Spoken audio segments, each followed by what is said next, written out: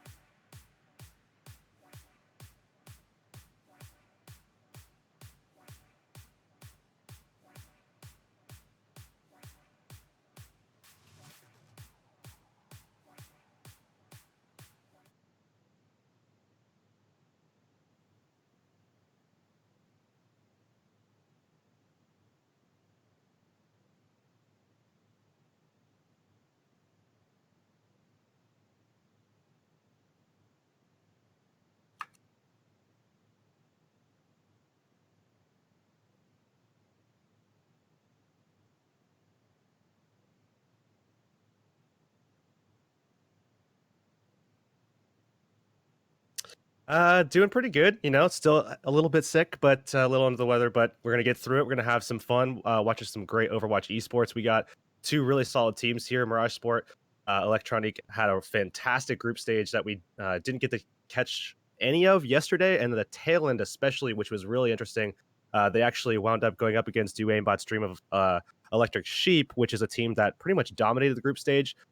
Took down Sailor Scouts as well, and Mirage Sport actually beat them out. So they went on top of their group, and now we're going to be seeing them up against Yellowish. So probably one of, if not the best teams in the tournament at this current juncture.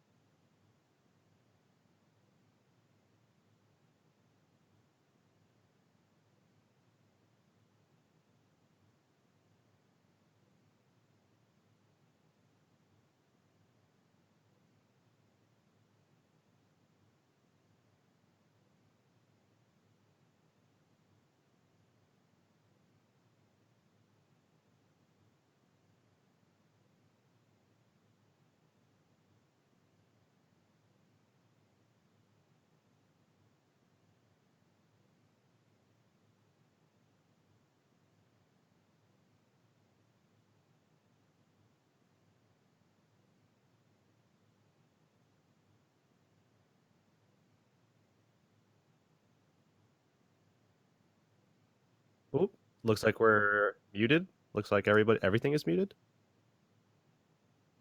Yeah. Maybe just me, possibly just me. Okay, yeah, it's definitely just me. Everything else is fine. All right, so I'm going to take it from the top. Not really. Sorry about that, guys. At least you got to see the brackets, right, as I was talking about them. And that's totally my fault. But welcome, everybody, to MSI Canada Dragon Cup 5, another Overwatch tournament here for your enjoyment. Yesterday, we had the group stages, which you can see all the results of here. I did just walk through them all, but you guys can see the results there for yourself. And then today, the championship bracket. Again, I'll just bring that up and discuss a little bit. Rivals Gaming versus Toxic will be the first match. Actually, all four matches are playing at the same time. Excuse me. Mirage Esport versus Yellowish will be our first match on stream. It'll be a BO3. Dumthing and Aimbot's Dream and Munkashiba versus Lowlifes. Lots of good teams in here. Unfortunately, only 4 of them will make it to the semifinals. So best of luck to all those teams. I'm gonna just double check the lobby. Do we have all of our players yet, Hirix? Yep. Excellent. Okay. Well, then I see no reason why we should not be able to jump right into game number 1. Apologies again, everyone, for the muting. Hopefully, that'll be the only hiccup we have today. But casters are ready, so hopefully, we'll be jumping right in. It looks like Junkertown will be our first map of the day. Didn't get to see too much variety in the maps yesterday just because they were group stages. They were playing all the same maps throughout the competition. So today, we should get to see a little bit more variety and see how these players fare on the different game types. So Mirage given the ready up. Yellowish given the ready up, and in we go to Junkertown. So again, before we hop in, I just want to thank our sponsors, Staples.ca, BestBuy.ca, Amazon.ca, and of course you can go to ca.msi.com to check out all the deals that they've got going on right now for gaming laptops and PCs. We'll of course, bring you some more messages from our sponsors throughout the day, but one thing you can do right now is type !giveaway in the chat, and you'll see a link to go to the MSI Facebook page. You can vote on your favorite team in the tournament and potentially win some cool stuff, including a gaming headset or a gaming mouse. So make sure you take care of that before the end of the stream today. I'll remind you throughout. But here we are on Junkertown. Yellowish will be the blue team on defense starting off. Kensington, Calypso, Turkey 3600, Juan, Sky, and All Might versus the attackers. That's Mirage Esport topping their group yesterday. Shovelhook, Sheep, Pookie, Drafin, Little Pants, and Ginger Ale. And we have a good selection of maps, actually. I mean, we have Junkertown up first, a map that we'll definitely be able to talk about in a second. But going from there, we'll be able to move on into Eichenwald and then Nepal as a possible game 3 if we actually wind up getting to that stage. All Might, very likely to be on Junkrat pretty much throughout. I mean, if you look at his statistics for his career so far, I mean, it's pretty much Junkrat all the time. I mean, I think it's like a 95% play rate. in terms of seasonal play Interesting. and competitive. So we're very likely to see All Might on Junkrat, and this is a good map for having Junkrat as well because of just how prevalent those Bastion strats can be, and just ripping down Sky's barrier. That's going to be a big job for him to try to take down. It's going to be tough to do as well because it's really just going to come down to him and then to some degree that Roadhog as well. I remember the days when a Bastion pick was just a joke pick. You'd never expected a Bastion to do anything, but now with Orisa in the mix, those 900 HP barriers just give him so much extra protection, and Mercy being at the top of the meta right now for supports just makes perfect sense to give Bastion another try. And here you can see Sky actually trying to protect his team over there. Juan did die early, so does Sky to Drafen's Widowmaker. I'll go ahead and take a look at Widow now. Does have some open shots on Mercy. Oh, takes a big chunk out. There's the kill with the headshot, and Turkey now taking heavy fire. So the offense is just cruising along this first stretch. And that's a good adaptation from the offense as well because they saw that the Mei was coming through. They knew that the wall would have taken Ginger Ale out of position, and that's something that, you know, has happened before in the past. And, you know, that Mei just throws that Bastion up over the shield and they can find that pick. So just to adapt to that, that's very good stuff from Mirage. All right, the cart is not showing any signs of slowing. Kensington was there on the Mei for a while, but would have been outnumbered, so didn't even make a move on the point itself. Roadhog here on the defense trying to outlast Orisa and a Bastion is not going to stand too much longer either. Cart being contested here one at a time, but Widowmaker uncontested throughout that, as well as the Bastion having lots of protection, made it seem pretty trivial here for the first stretch. They have over 5 minutes left for the second stretch. Now it's all about Mirage just keeping this pace, just holding this through, staying on the payload as often as possible, making sure that they shut down that Mei so it doesn't send the Bastion up over the top of that shield, as we already talked about a little bit. But he does have configuration tank, so if that does happen, he can actually wheel out and still be quite lethal off the back of that fight there. So we'll have to see what happens, but Shovelhook already getting a pick. That's not a good sign here for the defense. This Widow is very active with his movement. Drafen doing a good job bouncing around, making sure he's not sitting in one place for too long. I can see Mei trying to sneak behind there with the Blizzard. Let's zoom out and see what we actually caught in it. Ooh, lots of attackers, including Zen's Transcendence, though, so the kills are not adding up the way they would have hoped. Mercy, Valkyrie bringing everyone back into play very quickly. Little Pants with the whole hog here, trying to get some value out of it. Should break down Orisa's shield and does get the kill in the end. Defensive Mercy, Calypso goes down to the Bastion, and again, the cart has shown no signs of stopping.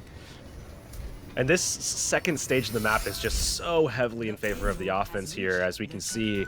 And, you know, despite the fact that there was a good showing defensively, it just wasn't enough. And on top of that, now they're going to be pushing through. They're going to be down some ults. They still have a couple of options here, including the Riptire, which is certainly a good option against the Bastion, who's just seated, you know, very statically on that payload. They can find that pick. If they get that going, they might be able to get something for themselves pushing back in. Oh, Sheep barely gets out of there before danger strikes, and the Junkrat tire itself gets just behind the barrier to take out the Bastion. The res is available, though, so Bastion is right back into play.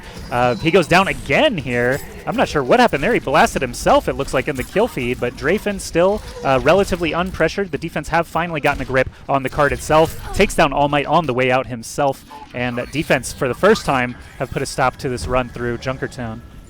But there's still so much time on the clock here for the offense, and Mirage have a really good shot here to just keep pushing this through. I mean, yeah, they do want to switch off the Bastion at this stage, and they're going to do just that. They're going to have Ginger Ale going over to that Soldier pick, and I think that makes a lot of sense here, especially given the you know, geometry of the map. They just can't take advantage of it just yet because the defense is just too well seated in where they're at right now. I think All Might's right at home here in Junkertown on his Junkrat main. He's hitting traps. He's doing lots of damage.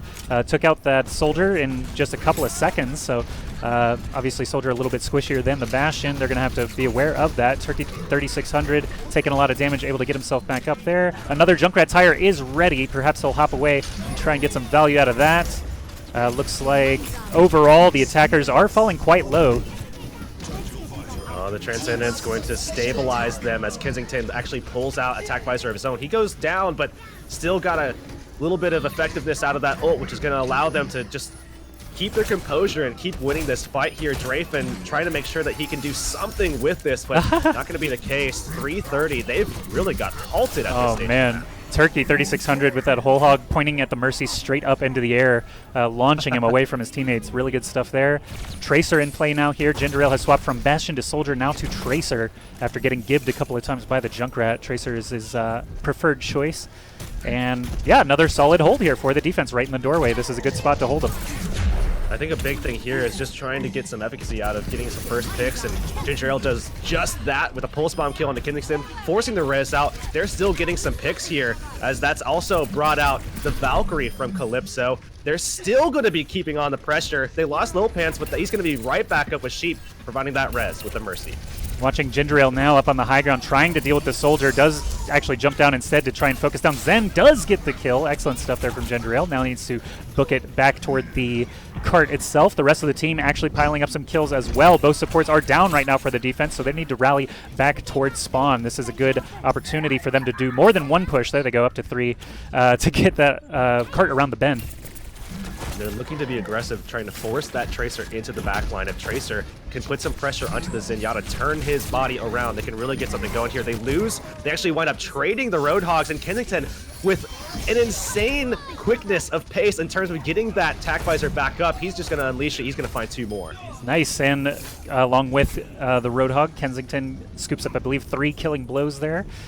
Turkey 3600, almost to another whole hog ult here. Transcendence is going to be very important for them if Juan can get up to 100% quickly, because Pookie does have it on the other side, and Sheep with the Valkyrie as well. So lots of support ultimates ready to go for the attackers. They've got a 2-minute drill here to try and get this done. It's so crazy to see the difference in where they were first and second point, and now moving into this last stage, how they've just been, like I said before, just basically halted, and Lil Pants has had nowhere to go, forcing the Transcendence out. They could get the pick onto Turkey here. Little Pants getting hooked all around, does launch a whole hog ultimate, trying to get the enemies out of that enemy Transcendence, but it looks like when all is said and done, defense looking okay up until those last couple of shots. Calypso bringing them back online now. Turkey and Juan are both back and both back down, so offense really rolling now. Excellent stuff there. They're finally hitting their stride. About a minute left on the cart. We will be seeing some late contesting here in overtime, perhaps. Nope, no one is actually close enough. Even Tracer not able to make it back in time. Yeah, 1 forced minute a left. recall from Ginger Ale, actually pulling out that pulse bomb, and I don't know if it was a stick, but it was certainly close enough to force that recall, which is all that they really were looking for. So they're going to finish, Joshy, but not with the time that I think we really kind of expected. Right. 105. Yeah, they had 5 minutes left and then 4.5 minutes left, and now finishing with only a minute 05 for the extra rounds. Good job to the defenders, Yellowish, for at least putting a stop to the bleeding there. Gave themselves an honest chance to actually take this map. But as we switch sides, we'll have to see if Mirage go for anything zany, if they've got a Junkrat of their own or not. Ginger Ale most likely sticking with the hit scan characters, it seems. And Drafen did really well on the Widowmaker, so it makes sense. Junkertown's very wide open, lots of good sight lines for Widow here. I'm actually a big fan of the composition that we saw attacking, you know, even a sniper or even a dual sniper setup like we saw in the Overwatch League preseason matches. I feel like if you have the talent there, then that's a good option to take. It provides a lot of angles of threat and lethality that really, it's hard to deal with as a defensive side. Now, going over to this composition here that we do see from Yellowish, it's more of the, I guess, traditional Protect the President, where you do have a Junkrat, I guess, as well. Where that, I mean, everything else, though, is pretty standard, I would say, where you have the Orisa to put that forward shield, and you have on the backside, Sky can just kind of protect the back. That way, you know, you're not having the Reinhardt protecting everything, so that he has time to actually bring his barrier shield, or barrier field rather, back up and regenerate it, due to the fact that he's only kind of watching, you know, some of those threats from the backside. So I don't really like this as much, because it's very stationary, it's very static on the payload. You can really get taken down a lot by any kind of barrier pressure, which, look at the defensive side. Shovel Hook, Little Pants, Ginger Ale, they have tons of barrier pressure. It's going to be really rough to keep everybody on the payload for this one. Ginger Ale did think better of the soldier pick and actually went back to Junkrat, so you're absolutely right about the barrier synergy there with Bastion, but with a Reinhardt and Orisa, it can get a little bit tough. I would actually like to see a Diva in some of these cases as well, just to be able to, you know, knock this Widowmaker away, knock the Junkrat away at times of need. But Junkrat's already down. Little Pants is already back in spawn. Drafen's having to back way up here as Widow and doesn't have any clean shots because of the barriers. So it's actually working quite well. The double barrier does actually hinder a Widow quite well. So if they're expecting Drafen on the Widow, they hit the nail on the head, and they're cruising through the first stretch as well. Yeah, he's going to be able to take a side angle now, though, and that's going to be where the threat really starts laying in. All Might needs to take a kill on the Pookie. He finds it, so that's a big advantage for them as they push forward. Ooh, the tire kill. The Fire Strike tire kill was right on target. Great job by Sky. Drafen does have free sightlines again up there with the Junkrat, but the offense is still outnumbering the defense here, and the cart will reach the point. If anyone touches it? No, no one went for it. They're going to delay it for a little bit here, Joshy, but it's finally going to go through. 520. Really decent pace for them, especially considering, you know, what they wanted to accomplish here with that first attack. And now if you look at it, I mean, I still think that they really should have been halted there. I mean, compositionally, it made a lot of sense. We also saw Shovelhook laying down the barrier, and it got melted, just as we kind of expected. It's just they didn't really have the follow-up. They lost too many people too easily off the top of that bridge. Here comes another Junkrat tire out and about. Double kill for that one. Excellent stuff for the attackers. Good day, mate, says All Might as he goes down. But Gingerel here has a tire of his own on the defense. Cart is just cruising along once again. He'll take that trade all day, man. All day long, he'll take that 2-to-1 trade. And sacrifice his body. Yeah, Drafen here off of the Widowmaker has swapped over to Tracer to try and take out Juan reliably again. Last time it was Gingerale we saw taking this role, but Drafen does seem capable as he does get the job done. Another tire goes out, takes out the Bastion. Bastion Orisa pulled right back up as Sheep goes down. This is another great opportunity here for the attackers. Earthshatter at the ready for Sky. They might not even need it. Oh, great Reinhardt play, man. I gotta say, Sky is really impressing me. He's done very, very well so far, and they're going to actually be able to push right on through yet again here. And, I mean, if you think about it, this is kind of very similar to what we saw on that first attack, actually, from Mirage, but this is where they got really kind of halted very effectively. Now going into this stage, there's a lot of angles of threats. There's a lot of different ways that we could see Sky's barrier taken down low and Orisa just not able to cover all different angles for Turkey. So we'll have to see if they're going to be able to be effective here as they come around this corner. Little Pants is flanking with the Roadhog ultimate. He hasn't used his breather yet, so he does have some longevity here. Now he does take a breather. Whole Hog on the loose. Sky, Juan, Turkey, Calypso all down. They're just going to likely do a full reset here and hope that the defense commit more ultimates, but that is effectively a team wipe there as they finally make up their first full stop with 4 minutes and 45 seconds left in the final stretch. And we'll have to see if this does continue and look much the same as the other side around, but you know, now as they're attacking, they make a couple of swaps. We do see the Soldier swap, very, very similar to what we saw from Ginger Ale before, where he went over to the Soldier. Maybe he'll go over to the Tracer. This is interesting because Kensington was Soldier, Turkey was Roadhog. They've swapped completely. Right. That's interesting, but double pulse bomb there, taking out All Might and Calypso. That'll buy them an entire 30-40 seconds here for the reset. I'm definitely looking at Sheep here. If they can keep him alive and due to the fact that there's no flanker threat, they should be able to. I think Mirage has a pretty solid shot at just keeping control of this high ground, especially with guys like Ginger Ale up here with the concussion mine, allowing him to just freely get up there whenever he wants. That Sheep will be pretty safe as long as he can stay away from Rip Tires. They have a good shot at keeping their Mercy alive, which is very, very important in this part of the map. I love this new Junkrat skin Riptire, the ducky float, but Juan did not seem to be too big of a fan as he does take out the tire before it can connect. Drafen goes down. That's that flanking threat for Zenyatta, freeing him up a little bit. And really just laying into the barriers at this point. Orisa shield just repeatedly popping up there. They need the damage to stay on it if they're going to eventually push this cart. And as Orisa goes down, Little Pants is kind of in no man's land here. I'm not sure if there's really too many threats near him. Sky has still not launched an Earthshatter yet. This could be a good opportunity, though, as 3 people just woke up in front of him. And I still really think that this is a huge advantage for Mirage, the fact that there's no flanker threat. There's nothing to deal with Sheep on this Mercy. You have to have something to deal with Sheep. They're going to be able to keep kind of buying time for the defense. It looks like they're killing everything else. They are going to be moving forward, but the thing is if you don't kill that Mercy, they're still going to be slowed down quite effectively. Kensington's going to lose his mech and his life along with it, so they're still going to be able to maybe jump back on here. The Ducky Tire's on the loose. Will they be able to take it out before it reaches its target? Nice maneuvering. Does still get taken out. All Might on the ball there, taking it down.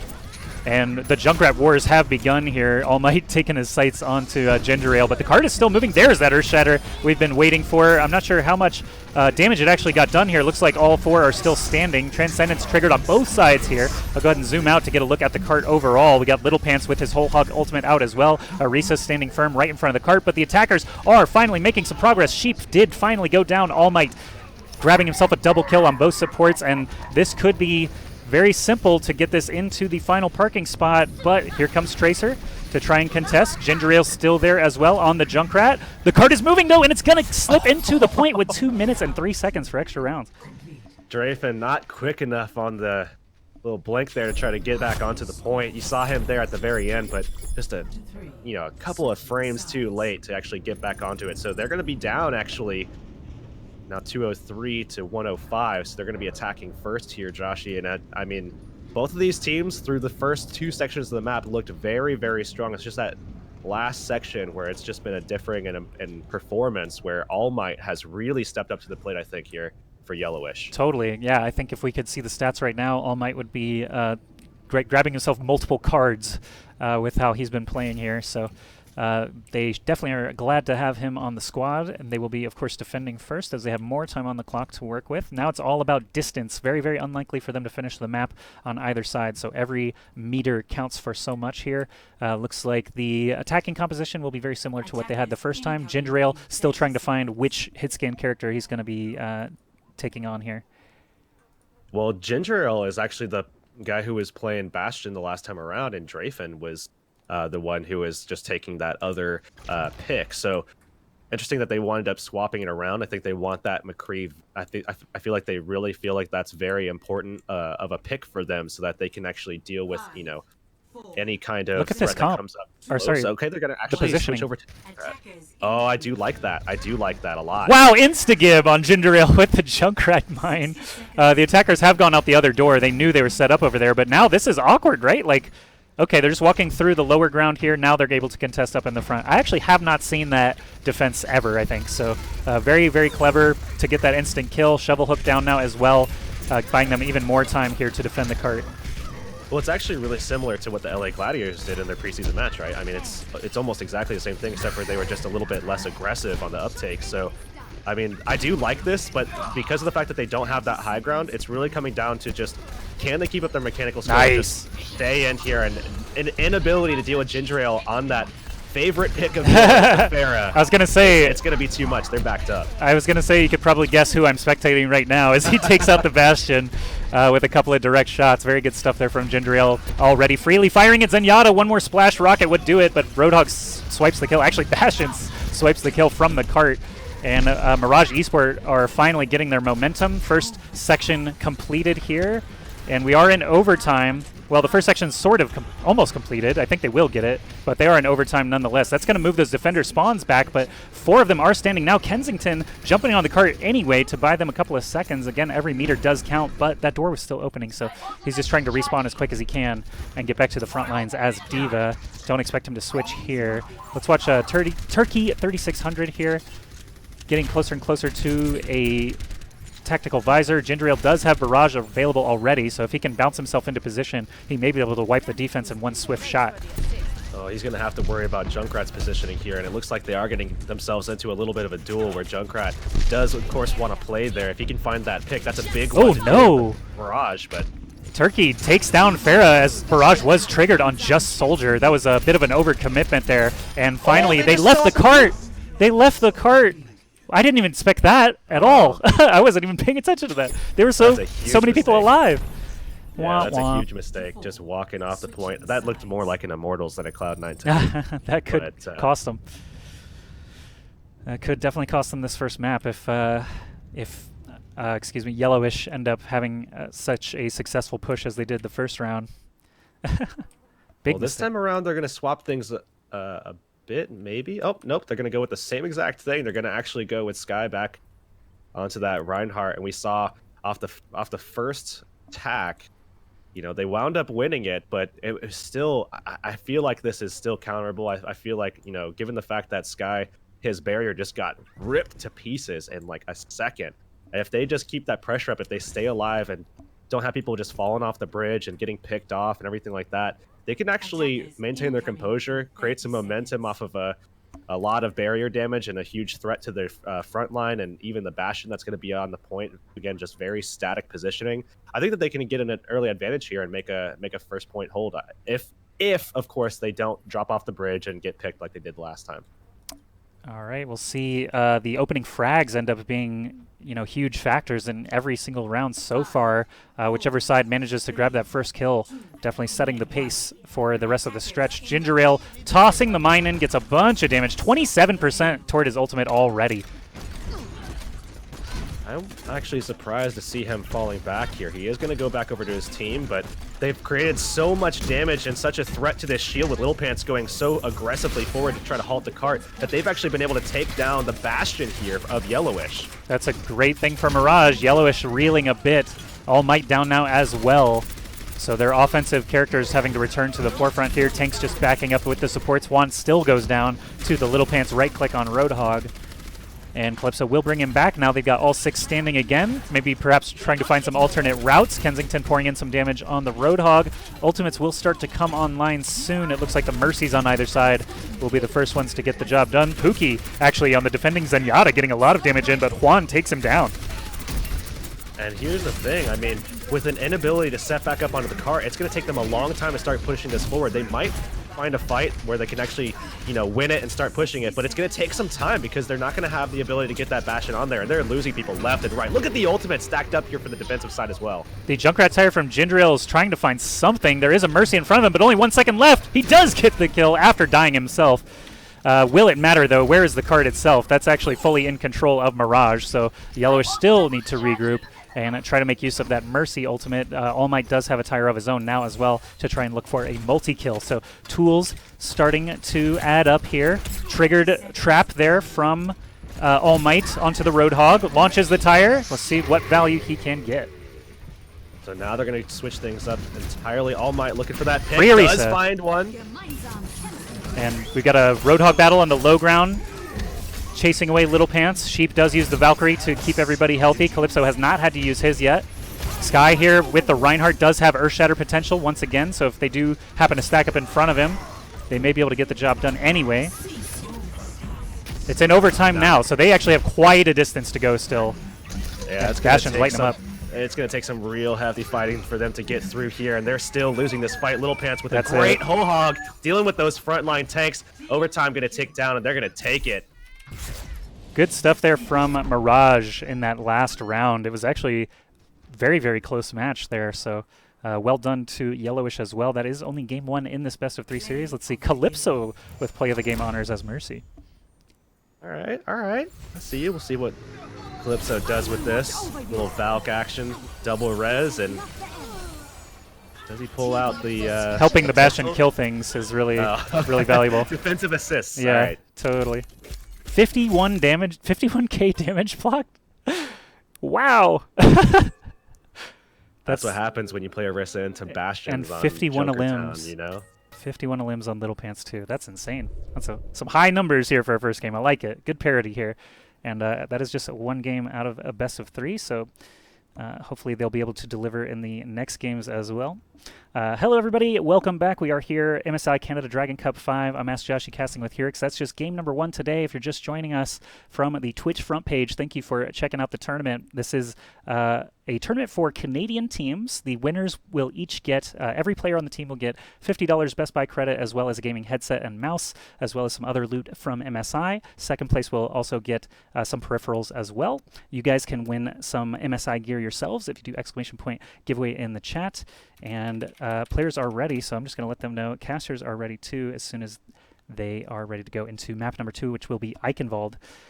So Junkertown, pretty exciting stuff. Lots of good Junkrat plays. I think if I had to call out any players for standout performances, I think All Might and Sky did really well in their Junkrat and Reinhardt roles, but Mirage overall seemed to have just a tighter ship by the end of that map. Yeah, I mean, Drafen stayed very safe when they swapped things around a little bit. Had Ginger Ale going off to those kind of off picks a little bit, forced Drafen to have that more pillar role on the DPS of just playing Bastion whenever they needed it. he was very, very safe, had great positioning, taking off angles when he had the opportunity to. You saw in the last fight, he took that off angle sitting at the objective A point, like the finish point, just to take that off angle where he could just really dish in a lot of damage onto that choke. Things like that. I think Drafen had a little bit of a standout performance in that regard as well. But overall, yeah, All Might definitely played fantastically. And on the attacking side, Sky really stepped up as well for Yellowish. And here we are launching into the next game. It's going to be Eichenwald. Okay, so once again, thank our sponsors, Staples.ca, BestBuy.ca, Amazon.ca. If you go to ca.msi.com right now, you can check out some of their deals on gaming laptops and PCs. It's the Boxing Week sale. You'll actually get a $100 mail-in rebate, $100 off your purchase, and that deal lasts until December 31st. So you have a few days left to try and take advantage of that if you're in the market for a new machine. And welcome back. We're here now in Eichenwald. We've got Shovelhook, Sheep, Pookie, Drafen, Little Pants, and Ginger Ale on the defense, so I'll need to switch this overlay around. It's going to be Mirage Esport leading the series 1-0.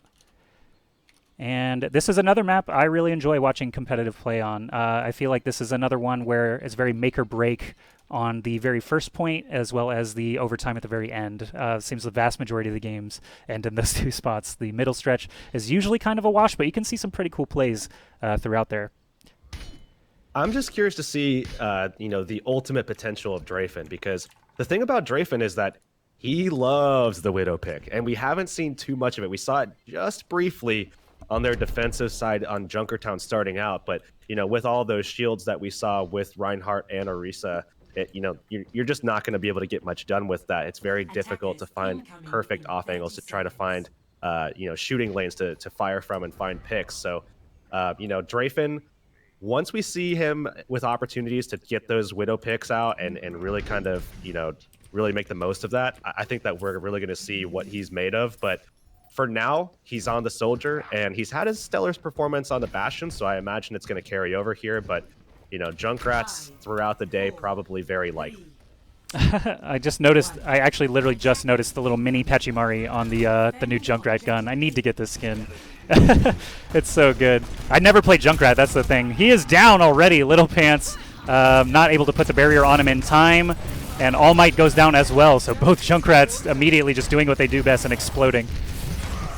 And he's going to come back from respawn, so that's a long walk for him. Luckily, though, they do find the kill onto the Mercy. That's going to slow the pace of the attack. They're going to have to wait for that. So that's going to give time now for Ginger Ale to come back. And they're still finding picks here. Nice. And it's another support, too. So that's going to give all the time that they need to get their Junkrat back in there. And he's already back now. Excellent stuff. And yeah, Junkrat with that mobility, able to hop over walls and things with his own mine, does let him get back to the battle pretty quick there.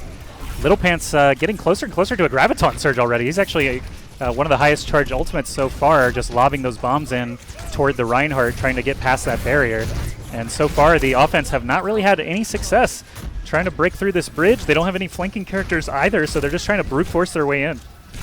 And they've actually been incredibly passive as well. You see them taking a couple of different angles, just looking things out, or kind of sussing things out, rather. And they haven't, while they had a couple of picks already, they haven't done much with it. And finally now they are going to be moving in here with the Reptire to back it up. I'm glad I started spectating Pookie, because he is doing only charged Zen shots. That's why he's been able to take out these enemies so reliably. Gets another kill with the assist there from Drafen's Helix Rocket. But yeah, he's literally just spamming the full Zen charge every time and going for broke. So pouring out the damage. Got a Transcendence ready to go. He can hide back there behind Zarya, who has a Graviton Surge ready to go.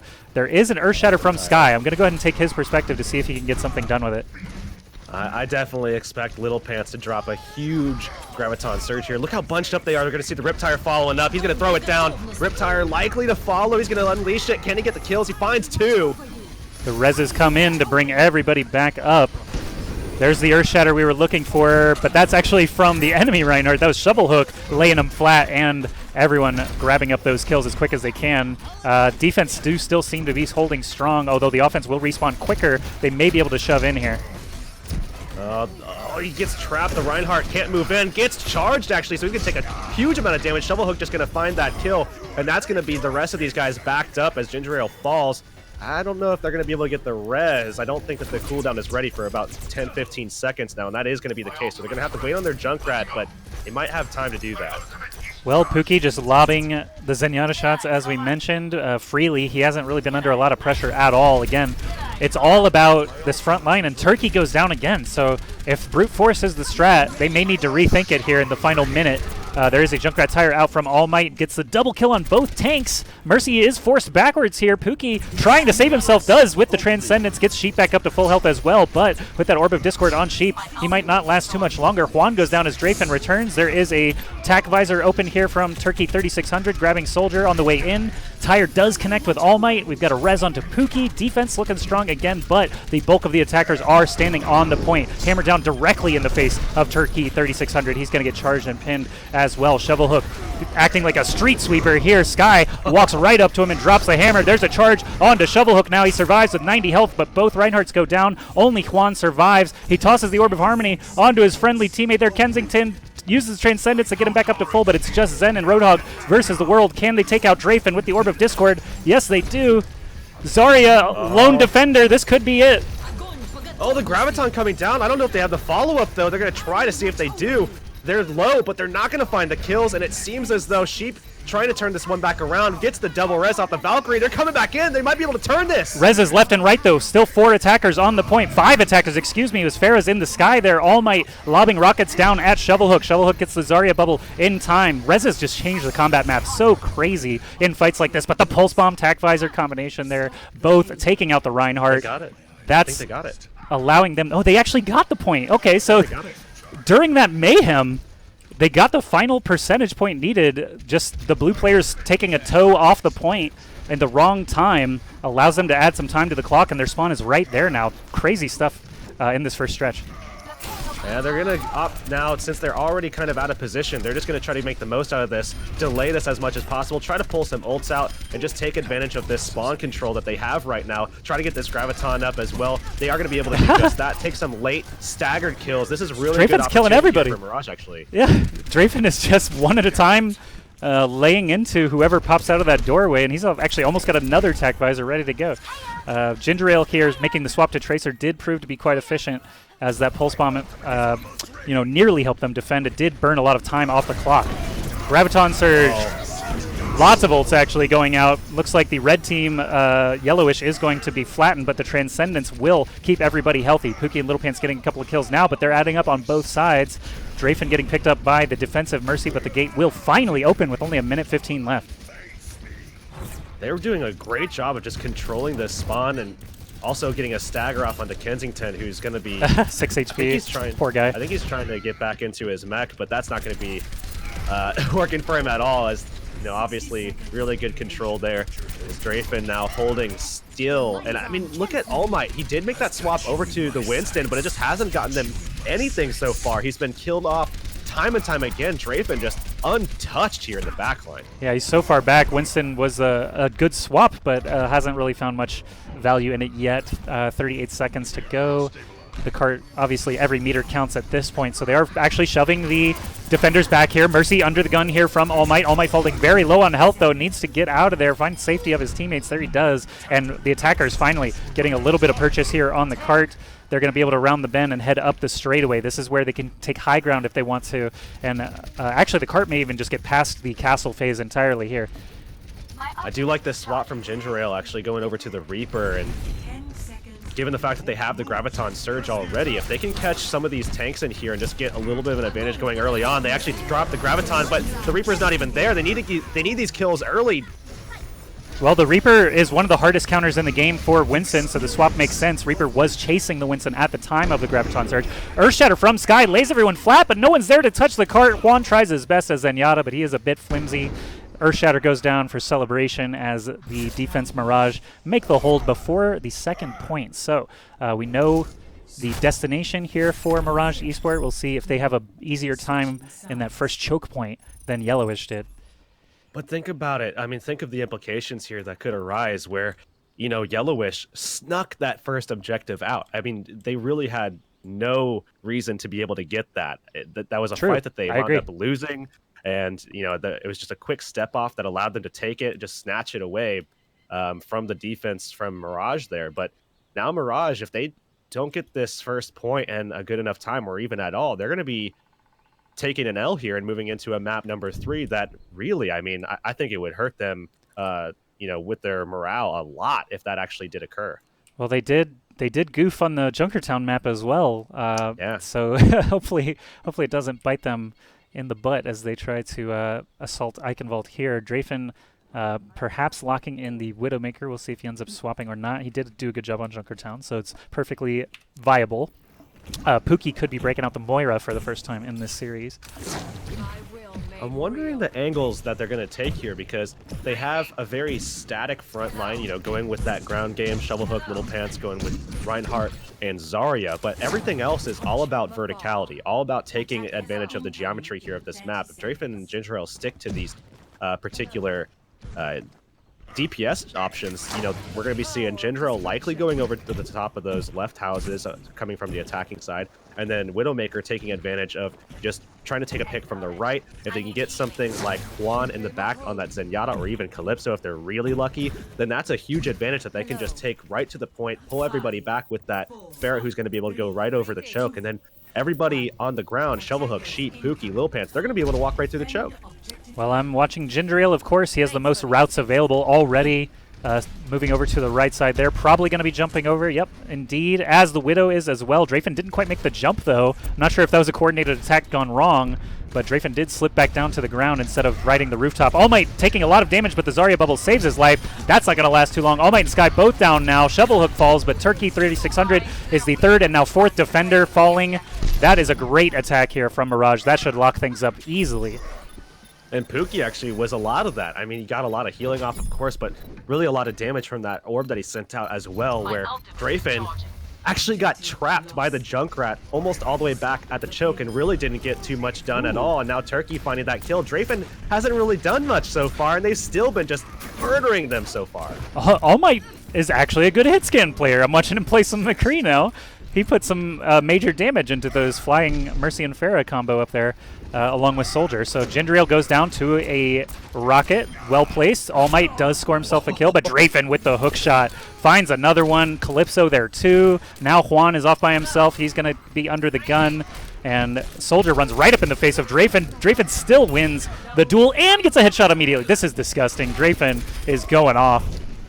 So while he didn't do too much on that first point, boy, did he make up for it on that second, allowing them to get through that second choke. And now they're moving on through to a section of the map that typically is pretty easy to move through, especially when you have just under 5 minutes here, Joshy. Wow, really impressive stuff. I wish I had watched a little more of Drafen, but the action went, or watched a little more of Pookie, excuse me, but the action was so quick there with Ginger Ale and Drafen lighting everything up. Calypso, another headshot. Protect your neck, Mercy. Drafen's after you. No one can reach him, though, and the cart is getting closer and closer to its destination. All Might nails a shot onto Sheep, almost takes out Drafen as he jumps off the cliff there as well, but All Might does go down to Pookie, grab himself a double.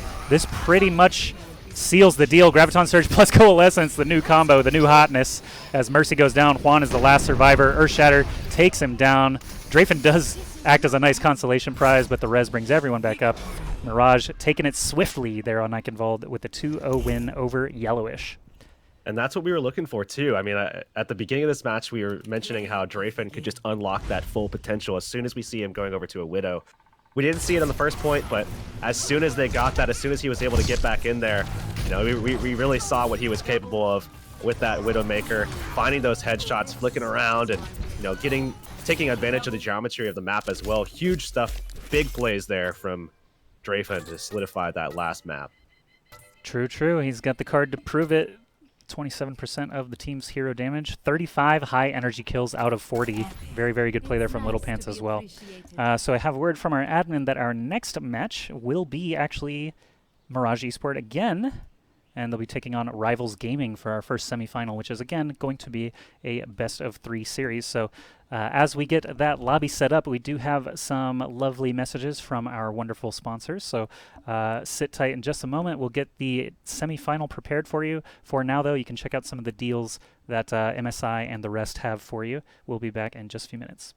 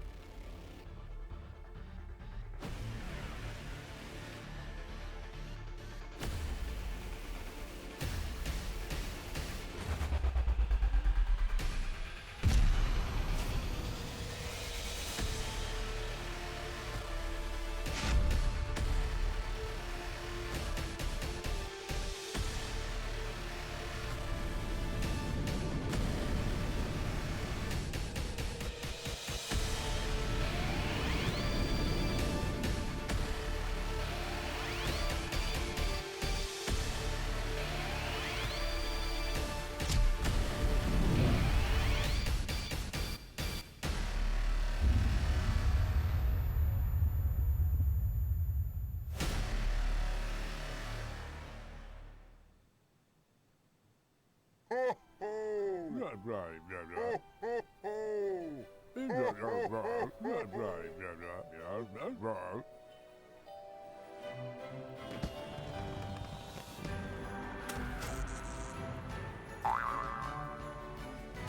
Christmas and Happy New Year!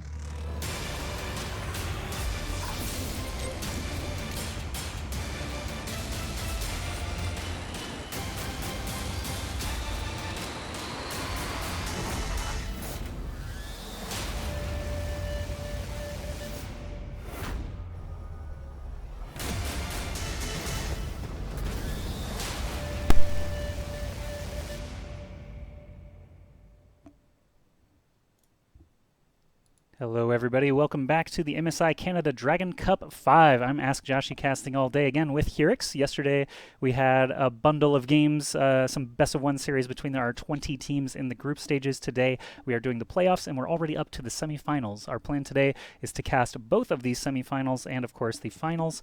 I'll go ahead and pull up the bracket now so you guys can take a look at what's in store. I'll refresh it. I'm not sure if they've actually been advanced up yet. We'll find out in just a moment. And Mirage versus Rivals is going to be our first semifinal. I think they're already entering the lobby. Dumb Thing versus Do Aimbot Stream of Electric Sheep and Monkashiba versus Lowlifes should be finishing up. They may have gone to a third game, so we'll find out those results, of course, as the tournament progresses. I have a note here from our admin that we have some giveaway winners here from the Facebook giveaway. So listen up. George Yunk, Y-U-N-K, George Yunk, Cameron Johnstone, and Ben Beaupre, B-E-A-U-P-R-E. You've each won an MSI polo shirt, and they've gotten in touch with you on Facebook, so make sure you go check it out and claim your prize. Again, if you want to enter the giveaway for some of our other prizes, including a gaming headset and mouse throughout the broadcast today, make sure you do exclamation point giveaway in the chat and follow the link there for instructions on how to enter. What else we got to talk about here, Hurix? How'd you like that first series today?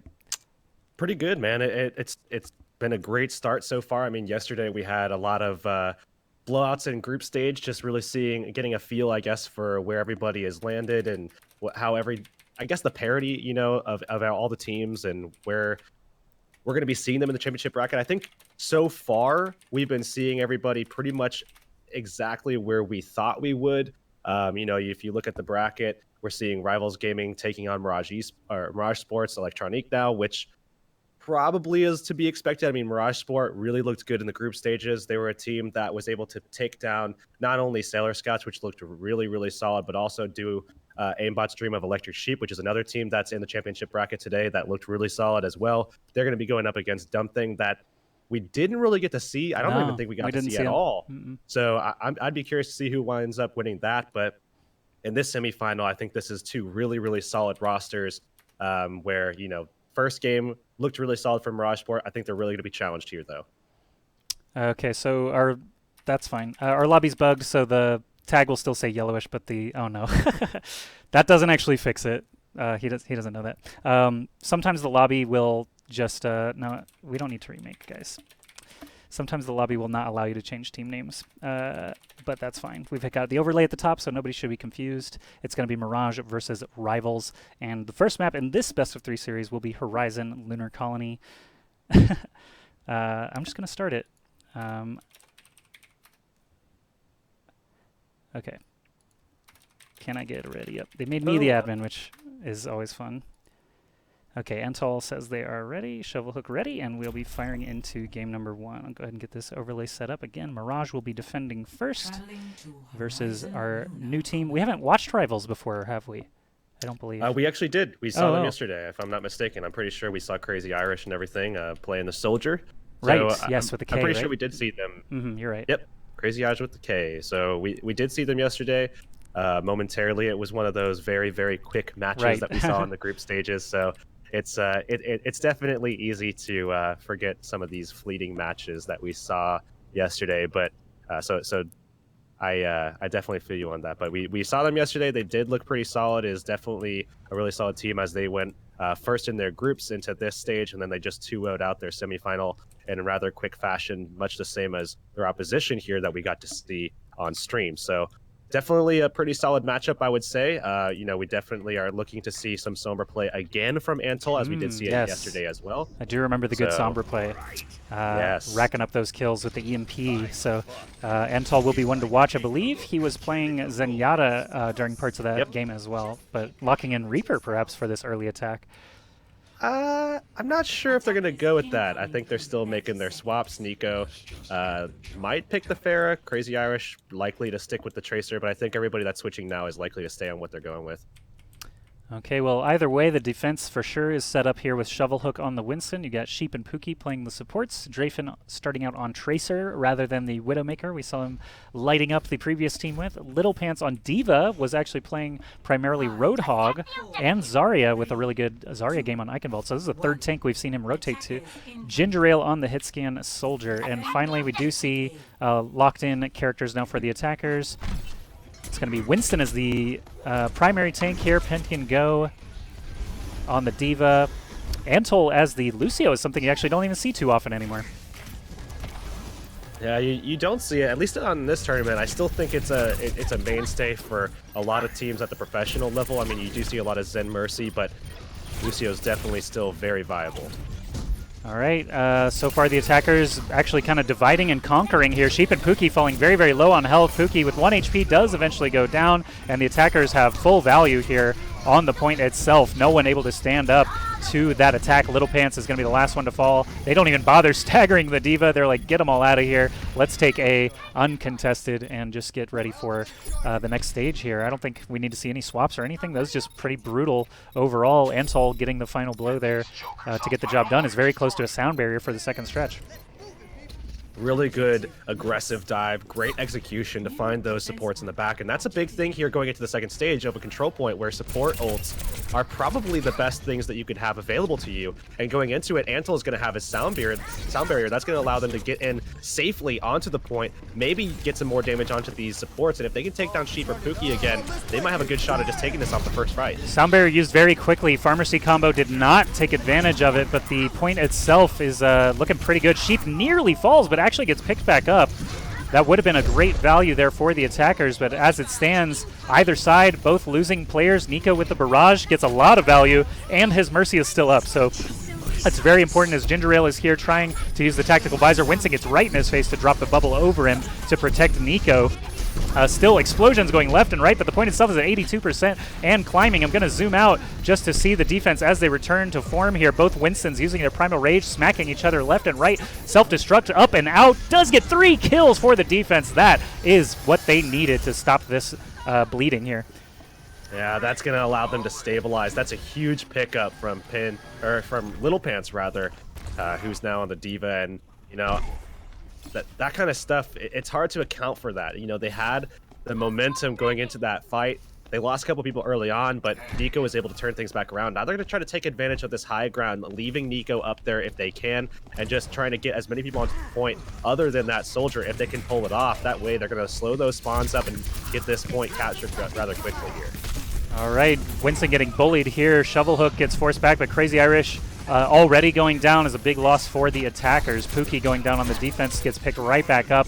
Little Pants, no D.Va available, but I believe the attackers have lost too many to continue this battle. Winston's actually flanking behind the remaining attackers, just supports and Soldier at this point, trying to be distracting, but Crazy Irish has returned from spawn, takes out Shovelhook. This could be an open door for them. This is a huge advantage, the fact that now they can just move in on Little Pants, who has no protection at all left for him, and now when the Winston does come back in, the D.Va's not going to be there, so they're going to really have to rely on this Transcendence. Once that goes down, they could fall, so they're going to really have to try to find some picks inside of this as fast as possible, and I just don't see it happening. I like that the attackers kept the high ground, even though they could have just jumped onto the point. They waited out the Transcendence. I think that's the correct decision. D.Va Explosion goes out this time from the attackers, does get one kill onto Draven's Tracer. The percentage is at 94%. Looks like it will tick up, and they have 4.5 minutes remaining for extra rounds if it should come to that.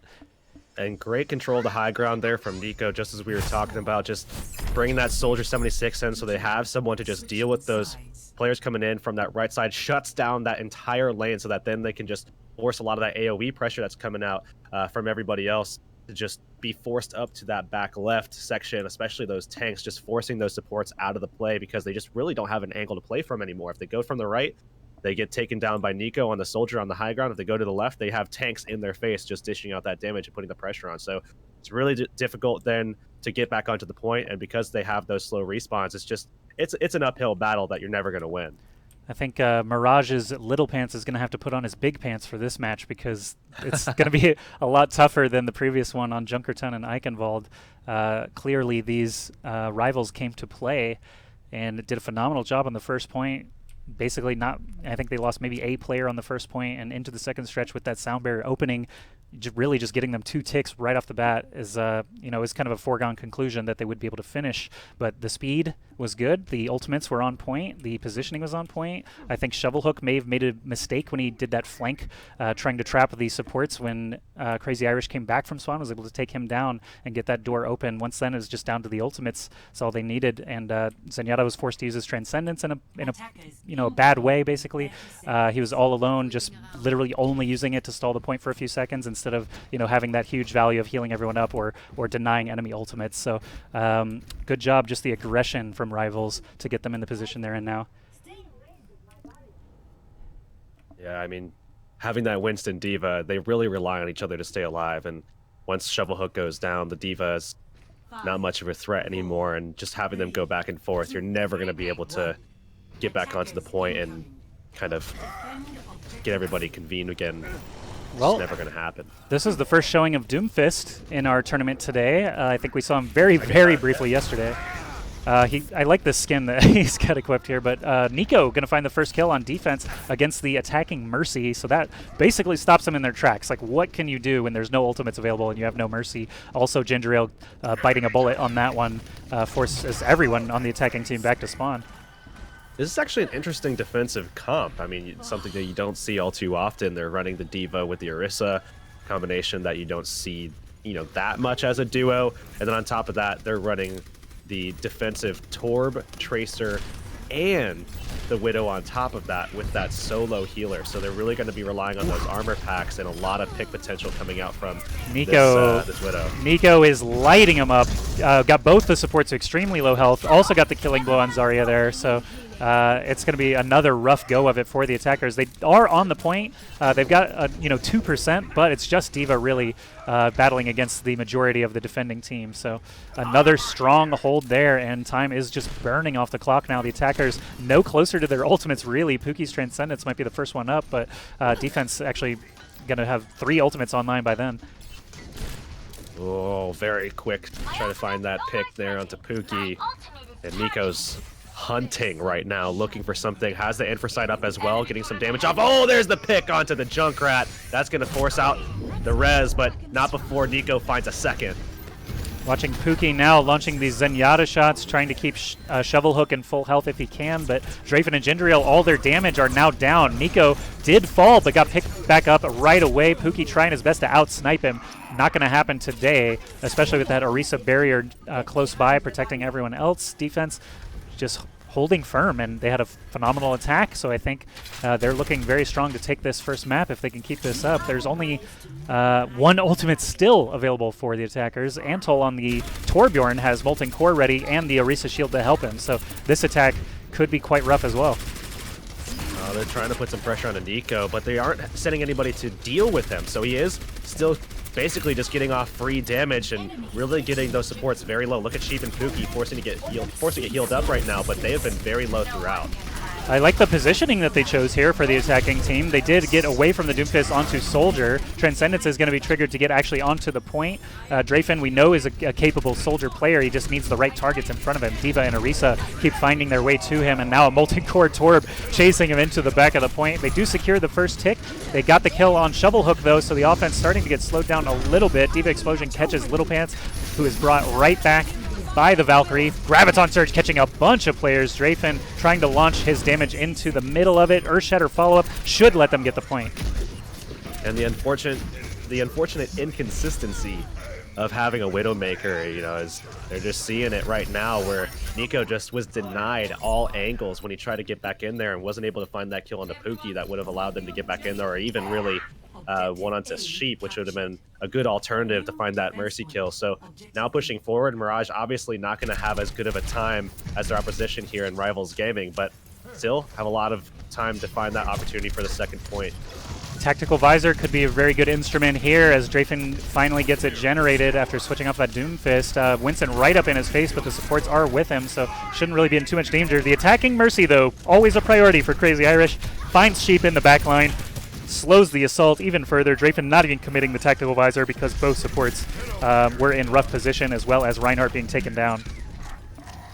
Drafen still holding onto that Tac Visor that you mentioned, and I have to agree. I mean, that's going to be a big factor here going into this next fight. If they can find some good use out of that, there is no Transcendence available, and it's really going to come down to Dunks and Pink and Go. If they can take those defensive options away from them, those utilities, the defense matrix, getting that low, getting the barrier out. The barrier's already down from Dunks. Drafen could actually pull this out pretty soon here.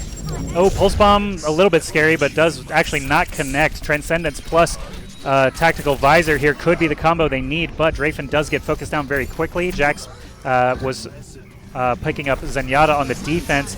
Attacking tanks are still standing. They nearly secure the first tick. There they do. We've got another Tactical Visor. This time it's from Nico on the defense, getting multiple kills there, breaking Little Pants' suit and finishing the Roadhog and Winston. So the triple tank composition, they got their foot on the point. They got one tick, but they still have a lot of work to do, and time is getting lower and lower. And running Nico on this Soldier has really worked out well for them. They've been able to put a lot of pressure onto that front line. Shovel Hook and Little Pants have really kind of struggled to try to deal with that Soldier, because not only that, but they also want to be very aggressive here to try to put some pressure onto their the support. So there's a lot of jobs here for Shovel Hook and Little Pants that they can't get a hang of. The Crouching Tiger hidden Winston gets busted up. D.Va flies right at him to knock him off of his perch on the high ground. But now the attackers slowly starting to work their way in here. The Winston shield may have been committed too early, but Dunks does go down, so the door is open now. Nerf This comes out from Pink and Go. Does not get the explosion he's looking for. Dunks gets picked right back up, and the overview of the point here looks like Drafen and the attackers are starting to fall. Mercy has his work cut out for him, trying to keep everybody healthy, but they secured the second tick. Drafen has a Tactical Visor. He's going to finish off the D.Va suit. Winston in his face does go down. D.Va explosion from Little Pants grabs two. This should be it for all intensive purposes. There's another Tac Visor here from Nico, but he's not on the point contesting. Winston smacking him around, only 30 health left. He does go down. Drafen still at full health on Soldier, eats a Pulse Bomb. Really crazy battle here for the final stretch. The defense have rallied, and Rivals hang on just barely. They're going to find a late kill in a Ginger Ale too, because they have that Tracer to follow up, but he's actually going to back off. Crazy Irish taking the recall, and that's the thing about when you have an advantage, you got to make sure that you hold on to it. And one of the factors here on a control point is that you have more bodies on the point. If you start running around trying to find those picks and you're not staying together, obviously it's going to make it harder for your supports to keep everybody up and harder for your tanks to defend everybody and keep everybody healthy. But on top of that, you're also not going to slow those respawns, and that's a big factor. Just those guys coming back in from respawn, they were able to safely get back in, and they were able to just regain their composure and push it out. Here I've got Ginger Ale with a Pulse Bomb at the ready, looking for that Mercy, but sticks the Soldier instead. Nico flattened, absolutely removed from the fight. Transcendence gets triggered there from Antal. The defensive Zenyatta try and keep that point under control. D.Va explosion again, this one from the attackers, not going to catch anything. It looks like the Winston bubble actually trapped it there, so good play by Dunks, also getting the kill on Pookie. Sheep is down as well, and we're under a minute now as the defense rally and hold again. It's so crazy to see how Rivals Gaming just fights their way back in there, just claws through, with Jax coming through with the Valkyrie as well. That's a big ultimate to have defensively, especially be able to get back in there, get those reses out, and get everybody back up healthy. Now, 30 seconds remain. There's only one more opportunity here, and look what they have available. No Nothing. ultimates. Yeah, that's a problem. Pink and Go could grab himself a double. He's done it a couple times already this series. Here for Rivals defense. Gendril taking his corner entry once again, but does not have a pulse bomb this time to remove a soldier from the fight. So Rivals won that fight 5v6 technically, with Nico being removed at the beginning. Anyway, D.Va missiles flying out here at the enemy Winston. Still just waiting for the D.Va explosion. Here it goes, alley-oop. Let's see what it can get. The Winston shield does block some of the damage, but Winston himself was still in it, so Shovel Hook goes down. We've got Tactical Visor from Nico pouring out the damage on the defense. Jax B gets taken down on the defense. This could actually be okay for the attackers. Their Mercy and their Zen are both still standing. Valkyrie is used to pick up Gingeril. Transcendence ends here for Antol. Transcendence just starting for Pookie, and they're in overtime, but they're very, very close to the full capture. With only overtime remaining, Dunks here with the Primal Rage. Jax keeping him healthy with the Mercy. They are not finding any kills, though. This is just a stall for the sake of stalling, and as Mercy goes down, Nico cannot get a foot on the point. Round 2 complete with 0 seconds remaining, though, so Rival's still in a terrific position to take the map, but well done to Mirage for not losing it all right there. Really good opportunity here now, though, for Rivals Gaming to just close this one out. They only need 33% on that first point, which is typically pretty easy to just close out. I would say Rivals Gaming have an excellent opportunity here to just take this first map with ease. I mean, tons of time to get this first point up to 33%. Whew. That was one of the wilder lunar colonies that I've cast. Just some of those battles on that second point were really, really crazy. Good sequencing of ultimates on behalf of both of the Mercies, basically, picking people up at opportune times. The fact that Mirage won that fight with no ultimates at the beginning. We pointed it out, and they still managed to get the job done. So impressive stuff. If they can do it once, they can do it again. Who knows what we're going to see here on the defense. Looks like Orisa, Torb, Roadhog, and Gingeril sporting the McCree. So I'm interested to see how they're going to be holding this defensively, because it's going to be very, very tough. I mean, if you start losing the fight at any point, that's pretty much the 33% that you're looking at, because it's going to be very hard for them to just stuff the point, because their respawn's just so far away. I mean, you're not going to have that, so definitely going to have to rely on your Mercy. If the Mercy goes down, I don't know if it's even possible at that stage. And remember back to when we saw them defending first, Sheep and Pookie went out so quickly, so they're going to have to keep their support safe here if they want to hold this out. All right, so far you can hear that Torb turret just hammering away at the Mercy. Falls to about half health, but is able to get line of sight there. Tracer nearby the McCree. Gingeril trying to duel him.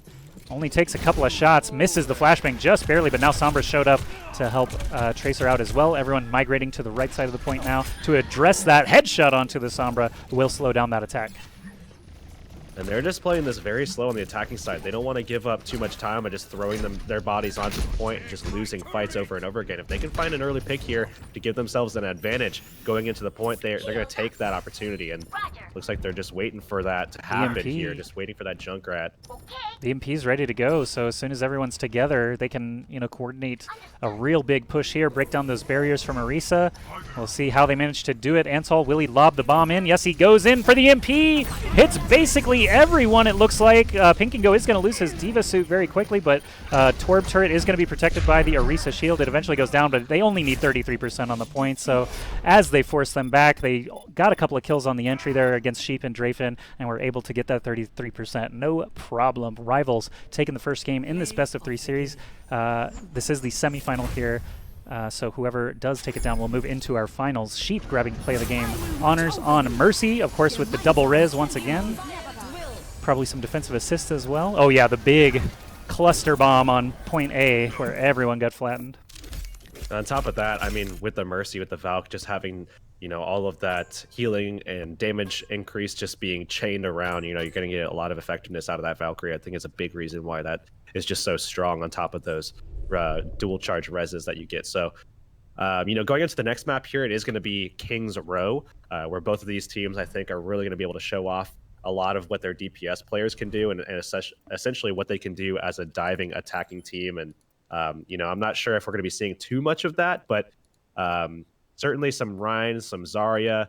I'd be interested in seeing if we see, going back a couple of metas to with the Zarya having a Hanzo. It's something that we see occasionally, someone like Mangachu really likes doing that kind of stuff. So it has kind of trickled down to other levels of gameplay where teams have kind of picked that up and tried it out a little bit, especially for first point and second point, where you can get a lot of effectiveness out of the Graviton Surge into the Dragon Strike. But I don't know if these teams are going to play. I don't know if we have any Hanzo mains on our hands today. So certainly some Widow play from Drafen I'm looking for on the side of Mirage. And if we do see that, I think that they have a really good shot here at maybe evening this thing out and taking it to a game 3.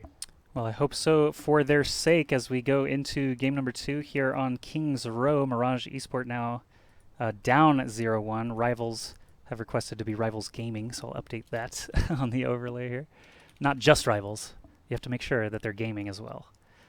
So they are up 1-0. Very impressive stuff there on Horizon Lunar Colony. I do expect them to keep it up on Kings Row. But it is, different map type, so anything could happen. Obviously, this is the longest standing map in Overwatch. I actually, little known fact, used to work at Blizzard when Overwatch was in alpha testing, and the first 2 maps were Anubis and Kings Row. Guess which one I preferred? Anubis, they actually changed the map. It was so bad. They actually removed a wall, I should say. They added an entryway into the second point from its original incarnation. I saw there was a video actually that they put out somewhat recently. I think it was weeks ago, if I'm not mistaken, where they kind of went over a lot of the stuff about going over, how the game went through its alpha stages, showing like how the first hero was Tracer, obviously, and how literally everybody was Tracer, and at first, Reaper was even just Tracers that walked around and everything like that. It was kind of cool to see, but. I actually had a chance to see the early stage of Anubis and even Kings Row, and it's cool to see how far we've come since then, Totally. I kind of wish that they would continue iterating on the maps. I think the last one to actually receive a touch-up at all was Nepal, when they changed around the pillars in the center of, was it Shriner? Whichever one had a pillar in the center of the point, they changed it so you can't stand on top of it. That was basically what they did. But anyway, Ginger Ale bouncing himself back to the rear of the point here. You can see their full lineup, including a Soldier and a Junkrat. I can't believe the rise to prominence that Junkrat has had in the last couple of months. He's just insane now. He's bonkers with the changes that they gave him. But he's just spamming away happily against Dunk's shield, and Dunk's is forced back a little bit.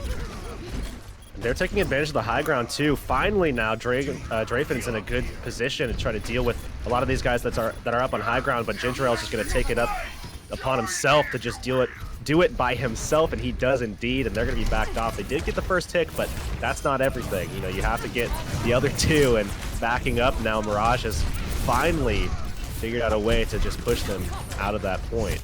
Now, that was more value than I thought they would get on that first push, especially with losing their damage dealers to the Junkrat. But 100% charge here for Little Pants. He had a monstrous Azaria on Eichenwald in the quarterfinals. Now getting closer and closer to a Graviton Surge. Should have it by the conclusion of this fight. If they do get in trouble, I would expect to see it. He's actually limping around behind them now. I do expect to see the Graviton. They are splitting up for it. They actually know this is coming. You can tell by their positioning, but he still manages to grab 3 players for the Junkrat tire. Follow up, Ginger Ale comboing nicely there, but of course Valkyrie undoes all their hard work. Tactical Visor from Drafen up in the top versus the Visor of Crazy Irish down on the ground. There's another Graviton Surge, but the counter Transcendence. Earthshatter comes out here from the defense as well. Shovelhook goes flying into the air as he dies. It's still anyone's point, but the second tick is secured, and the offense do have 5 still standing thanks to another Valkyrie there. Dunks manages to remove some of the defenders, but Pookie and Sheep have returned as the supports. Drafen still standing. That Orb of Discord on the Pharah allows them to take her down as well, and Pookie is nasty with those orbs. Yeah, Pookie has been huge so far on the defensive side here, really putting out a lot of damage. Was very, very patient when using that Transcendence, and getting off a lot of damage there has allowed him to be up to 70% again. So that patience on the Zenyatta, that's something, that a Zen would definitely want to have, and got the most of it. Unfortunately, not keeping his team alive, but was able to get back in there and dish out the damage to regain composure on the point. Shovelhook falling very low on health, does have the Earth Shatter in tow. He's going to walk behind the enemy. Ryan hits the Shatter, but no one falls to it. That was really trippy looking. I'm not sure what happened there. Poor Shovelhook gets slaughtered after the fact. Mercy's nowhere close for the reses. Drafen cannot defend by himself, and that is going to pass that previous cap mark. They're going to get point A here and move into the streets phase with 3 minutes 40 seconds to go. And so unfortunate on the timing too, because Pookie had just gotten the Transcendence back up, but wasn't quick enough to just get the ultimate popped out in that basically next frame before he actually wound up dying. Ginger Ale almost suicided. He tried to Junkrat mine through the window and nearly fell to his death, but thankfully he had a second mine ready to go and saved his own life. That was, whew, I felt scared for him. But Drafen up here as the soldier, taking the high ground very quickly. They're going to wait, of course, for their tanks to get into position for moving over to the pub. Pink and Go here on Zarya has been doing a good job. The Graviton Surge we saw from him earlier was quite efficient. Now he's almost up to 100% charge, 90. Just zapping down the Reinhardt shield. Great charge timing from Shovelhook as the barrage is coming out from Nico. Really strong coordination here from Rivals Gaming. And Nico, a big part of that with the barrage. I mean, pushing forward now, it's going to be tough to slow down this momentum, this pace that they've created for themselves for Rivals Gaming now. And the Soldier is trying to deal with that. He is boosted up by the Mercy, but, you know, when you don't have a barrier in front of you, Nico is going to be able to just kind of use that pillar, that wall there on the corner, just stay away from harm's way and just keep pushing out that damage with those rockets. Oh, man. Ultimate's flying left and right here on the point. Transcendence on either side. You've got the visor from Crazy Irish pointed down directly at the enemy supports, but Irish goes down to the Helix rocket. Reses on both sides. There's the Valkyrie on cue, bringing everyone back up for another round of ultimates. Graviton Surge grabbing some of those attackers, but the payload reaches the checkpoint anyway. Defense cannot hold up through that storm of ultimates. Nico all the way forward already on Pharah, just blasting away at those defensive exits. And now where they're standing, it's going to be very tough for them to deal with Nico here because he's going to be able to utilize his positioning that he has here, and nobody's going to be able to do anything about it. Mercy likes to stick back in this back corner here, but, you know, with Nico so close, that barrage at the ready as well, it's going to be tough. Cart's starting to move around the bend. Another Graviton Surge, another Earth Shatter. That one gets blocked by Dunks, and perfect timing. Did the Graviton get eaten? It must have. It did. Perfect timing there from Little Pants right up in his face as the ultimates were going out, but the attackers are still just cruising. Look at that parking spot. Only D.Va here available to stop them. Little Pants gets hammered immediately out of the way by Dunks and crew, and they just did a phenomenal job on that last stretch. This can be one of the tougher points for sure on King's Row, and they made it look pretty simple. And a great time to finish with, too. I mean, when you saw what they were able to accomplish on that first point defensively, it looked like Mirage had a really good shot at maybe making a good hold here throughout and making something happen for themselves to get into a game number 3. But where we're at now, I don't even know if that's going to be possible because 252, that's a good time. Yeah, 252 remaining has to feel pretty good. A was actually their slowest stretch, so if they can hold up a little bit longer on the defense, I think they're giving themselves pretty good odds to take the map again. They are looking for those finals, and I did see an update in the chat. I haven't confirmed it yet, but it does seem that Munkashiba were defeated by the Lowlifes 2-1. We'll get verification on that as soon as we can, but man, that's kind of a heartbreaker for Munkashiba. They had some great games yesterday. Yeah, they absolutely did. They looked really solid yesterday. I mean, it was another one of those teams that was just, you know, expected to make it in, obviously, through the group stage, and fortunately just losing out. I mean, that was a player that a lot of people in the stream liked as well. There, you know, that was Boreum that was on that team that a lot of people liked to watch. And on top of that, we had Suckmeister on that team as well. So it's fortunate that we're not going to be able to cast them again. F in the chat for Suckmeister, if that is, I believe it is the case. We'll double check here. It looks like we also have some giveaway winners that we can get to after this game finishes up. So we'll get everyone up to date as soon as King's Row finishes up. All right, looks like Drafen is going to be starting out on the Widowmaker for offense this time. Lots of good side angles for Widowmaker. This is actually one of her better points, I think, just because she can change elevation to so many different places, lots of places to grapple to stay on the move. Yeah, this is where Drafen, I think, is really going to have a good go of it here on the Widow. We expected to see him pull this out on the offensive side, and here he goes. We'll have to see if he actually is able to find some heads this time around. All right, looking for targets. They've already moved through the choke point, but Nico is behind them, chasing them down here as the Tracer. Let's see if he can stay safe in that scary situation. It looks like he does bounce back to his teammates. Now he's got the scoop on Drafen, perhaps. He was quite low on health, but the grapple away does save his own life there. Pookie on the Moira, not able to save Shovelhook's life on that one. Jindriel also goes down, but does get picked up by the Mercy. Dunk's falling very low on health, does fall as well, and now there's a wide open gate here for the point, as there's no Tracer, Zarya, or Reinhardt to contend with. That should be all she wrote for point A. It looks like Zenyatta's going to be the first one back to try to respond to it, and as good as Antol is, I don't think he's going to be able to shake them. And that's so unfortunate too, because Nico was doing such a good job of making sure that Drafen was shut down, but as soon as he went down, that was it. I mean, Widowmaker had nobody else to deal with, and that was just easy lanes for Drafen to take advantage of, and now they're going to take this first point with ease, and Drafen's doing a lot to make that happen. 5 minutes and 15 seconds. That's about a minute and a half, close to 2 minutes better than the previous round. So Mirage Esport actually setting quite a good pace to potentially match rivals here. And I'm watching the defense returning here to the checkpoint. Dunks with the Earth Shatter ready to go, needs to wait for his team to get in line, but there could be quite a lot of targets here in front of him in just a moment. Oh, we did see the swap. Nico actually going over himself to the Widowmaker, and they're looking to try to slow their push down, and they do a pretty good job of that. It looks like they're going to be able to get back in there, and now Nico pushing out that Junkrat. I don't know if he's got this this one won.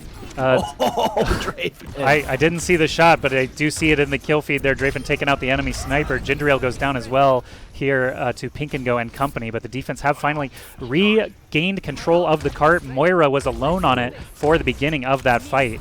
This is such a good position for them, Josh. Yeah. They have the Graviton Surge ready to go for this next fight. Little Pants already pushed his out. So they have a good shot at being able to take this one. They have Attack Visor for a different angle as well. They just need to find the kills inside this Graviton. Here we go as all these blue players add up in front. They just need the rest of the damage dealers to be in line. Crazy Irish does have a Tactical Visor ready to go, but Antol goes down. Shovelhook falls on his butt there. Graviton Surge grabs 3, but Pookie just jumps right out of it. Counter Earthshatter catches 4. Shovelhook looking for some targets to kill, but Zarya actually doing a good job protecting them. Jax with the Valkyrie actually keeping them healthy as well. Little Pants goes down and back up like it's trivial. Pink and Go and Antol, Crazy Irish, and Nico all down, so the attackers have finally gotten their second checkpoint earned after a string of ultimates. They will have over 4 minutes left here for the final stretch and could easily meet that 2:52 time. I think it was a huge misplay from Pink and Go. I mean, he's holding both of his barriers, his self and his projected, that could have been helping Dunks out. And by the time he put the Graviton down, Lil Pants was already back up to about 50% himself, just wasting a lot of time, giving a lot of extra time for Lil Pants to catch up, get more ground covered as well. And then, you know, they just didn't have the damage, and they didn't have their Reinhardt ready to go with some damage throughput as well, which was really necessary to find that last fight. Well, so far we've got a nice opening here with the Riptire finding a kill onto Nico's Genji. Genji has not been in action until just now. Pookie down, up, down again. Jindriel and Pookie scoring some kills there as Transcendence goes out. Antol will regain control of the cart. Pink and Go in pretty good health, and Junkrat above is really the biggest threat to them at this point. Oh, they actually do find the Mercy. They kill off Jax B. Graviton's still at the ready for Little Pants here. They could get this if they just keep pushing. Now, looking at the left side, everything's stacking up for them nicely pretty soon here. They can just go for it. Tactical Visor out from Crazy Irish. Looks like he is getting focused by the Zarya. Little Pants able to survive it while taking out the Soldier. Drafen's going to get picked up on the offense. Shatter again hits 2 as the Graviton Surge gets him, so he's unable to collect those 2 kills. Unfortunately for his team, another Graviton Surge flies out. Doesn't look like it did too much, but the attackers are wiping everyone out here. Junkrat Tire for good measure for the cherry on top. 3 minutes and 24 seconds left on the clock. We're going to have some pretty interesting extra rounds in front of us here. Sheep doing a fantastic job on the Mercy there, bringing that Zarya back up into play and then allowing that Graviton to come back through. And that's exactly what allowed them to kill Jax B once again on the opposing side's Mercy, the defensive Mercy taken out of the play, and now they were able to push it on through. I mean, without that Valkyrie play that came out from Sheep, I don't think that they would have been able to take that point, and certainly wouldn't have been in as good of a position as they are right now, which is pretty crazy.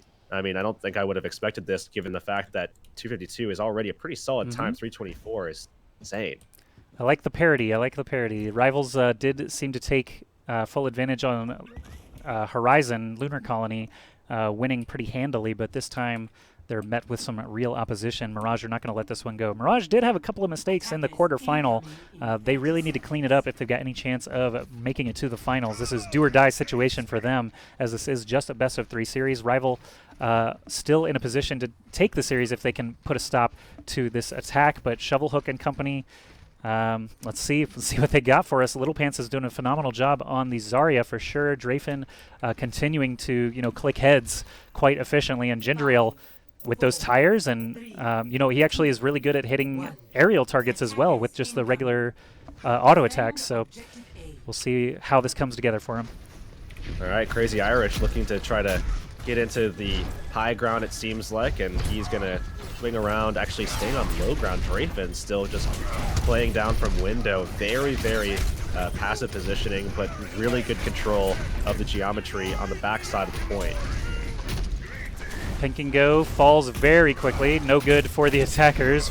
Nice fire strike there from Dunks to get some damage in on the Reinhardt, but really it's just building ultimates at this point. Can't really move forward here. 5v6, and Nico goes down to the Junkrat. See, what did I say? Gendriel hitting those aerial targets. It's pretty good stuff. Yeah, that's something he did as well the last time they were defending. Really good stuff from him defending on the Junkrat, and a big reason why Junkrat has had so high of a pick rate so far. Crazy Irish going to go down. That's going to slow their aggression as well. And not if Nico can find this kill on the Drafen after that res comes out. Dunks just waved at Shovelhook when they were face-to-face as Reinhardt and then died. So it was pretty amusing, but Shovelhook really just holding the shield up. Doesn't really need to do a whole lot else. As his shield is starting to break, he's going to bounce backwards. Mercy committing the ultimate here on the defense, perhaps to pick up Drafen. I'm not sure where he is. Oh, up on the high ground. They do actually manage to res him. Gendriel's got a tire ready to go, choosing not to use it just yet. They may be wanting the combo with a Little Pants' Graviton Surge to just put a stop to this in the last minute, as only 90 seconds remaining. I think a big pick that they're looking for is actually Jax B on that Mercy. They want to get the Rip Tire kill onto that Mercy to try to just completely stop that pitch in the tracks, because obviously with the Valkyrie down, it's not as much of a threat, but still you want to take that Mercy out of play as often as possible so you don't have as many Valkyries to worry about later on. Graviton Surge at the ready, just waiting to commit those ultimates. Gendriel did use his tire, not to too much effect. Earthshatter drops everybody that was on the point. Both tanks falling flat. We've got Transcendence. We've got Dunks falling on the attacking team. Crazy Irish no longer in play. Jax is going to try and pick him back up, but the Graviton Surge gets Jax trapped in the tactical visor from Drafen up on the high ground, and the slew of ultimates we just saw end up with the defense standing strong. Little Pants moving forward actually towards spawn. There's only 35 seconds left. If they can stagger a kill, that would be phenomenal. I don't think they're going to be able to do it here, though. Little Pants better get out of there before he overcommits. He's going to stay high energy for this next fight, though, and I like the swap from Pookie. He's going to go over to Moira, who's going to be able to charge that ultimate very quickly, so they're going to have some effectiveness out of just having an ultimate available for this next fight, as well as just getting out of that Graviton. That's huge. Another string of ultimates coming out now while overtime is about to trigger. Tactical visor from Crazy Irish with a little bit of damage boost does actually take down some supports. Gendriel falls shortly after, and overtime is where we see the attackers finally win their first fight, get fully onto the point, everyone in good health, and we've got Crazy Irish flanking in the top as well to try and stall the defenders further, but everyone respawned, so that's actually huge for the defense. Now that distance is going to be the main determinant for the winners of this game. Having everyone respawn in the close respawn is a massive boon to them. Let's see how they use this to their advantage. They really want to get Little Pants as charged as possible, that he can start getting his ultimate up. We do see the Valkyrie ready for Sheep. Gendriel with a Rip Tire, but Pookie taken down already. Every pick matters now. Shovelhook just slicing away on the card itself with that golden axe. You hear the Valkyrie triggered again there by Sheep. Hammered down, takes down Nico very quickly, but everyone else seems to be okay. Transcendence keeping him healthy. Graviton Surge lines him right up for the Fire Strike. Reinhardt trying to charge the ulting Winston. Does manage to remove him from the fight, but Nico finally coming alive with the Dragon Blade. He's been quiet, but no longer. 4 kills for him will open this Streets Face wide open. That's the difference between 1 second too early on the Graviton Surge. Little Pants just not patient enough to wait out that Transcendence, and when the damage came through, it wasn't enough to get through the healing. That 300 or 200 healing per second, I think it is now, after the change a few months ago. But I mean, now pushing through, Nico with that blade, they've been able to push way further than they really should have already in overtime now, and they have a shot here at maybe pushing it further with the Graviton coming soon from Pink. Well, Nico, without the Dragon Blade, not being too effective there, is forced back. There's a Graviton Surge, catching not a whole lot, but the defenders... Oh, no, I hate that. Man, that keeps happening in this series, and that's Mirage actually holding before the second checkpoint because of it. So we do have the distance to beat now, 103.5 meters. And I believe Rivals, they have less time to work with here? Wait, who? Wait. No, Rivals had... They had more time. Rivals had slightly less time to work with, okay. but they attacked. So yeah, so they... Now it's on to Mirage, who had 324, which was roughly 30 seconds longer. Right. So Mirage now have the opportunity to push it to a game 3. This is their last opportunity to do so. Point A, less than 4 minutes to try and grab it. That's, you know, less than you start with normally. So hopefully they'll keep the pressure on here against the Rivals folks. Nico on the Genji starting out this time. He must have really liked the power of the Dragon Blade going to his head there to stay on Genji rather than the hit scan characters he has been playing. Well, the hit scan characters that he's been playing have actually been quite good. I mean, we look back to his performances on Soldier, and it's been fairly consistent. I mean, you look at, you know, their first point take the last time, and big reason why they took it was because of that attack visor that they had. I mean, he wasn't doing anything necessarily wrong before that. It's just that's what it took to get it pushed through, and there wasn't much happening before that stage. So, you know, even before that, Nico just on that Soldier, I think has been a really, really big plus for them on their roster. Now going over to the Genji defensively, I don't know, man. This is not a solid defensive pick more often than not. Well, Genji's had his better days than he does in this current meta, but if Nico's feeling confident with it, you know, maybe he feels that they don't really have a good answer for him. I'm watching Drafen now taking 3 shots out. Does help take down the Diva mech. Now taking a few shots at the Tracer. Doesn't quite catch him. Gindrail's going to go down. Little Pants trying to work his way up to the point. They're already starting to capture it. Excellent tracking on the enemy Winston as the headshot comes in from Widow as well. They're on Jax now. Jax falling under half health, trying to fall to the back of the point. Lucio gets right up in the face though. Antol, great job there.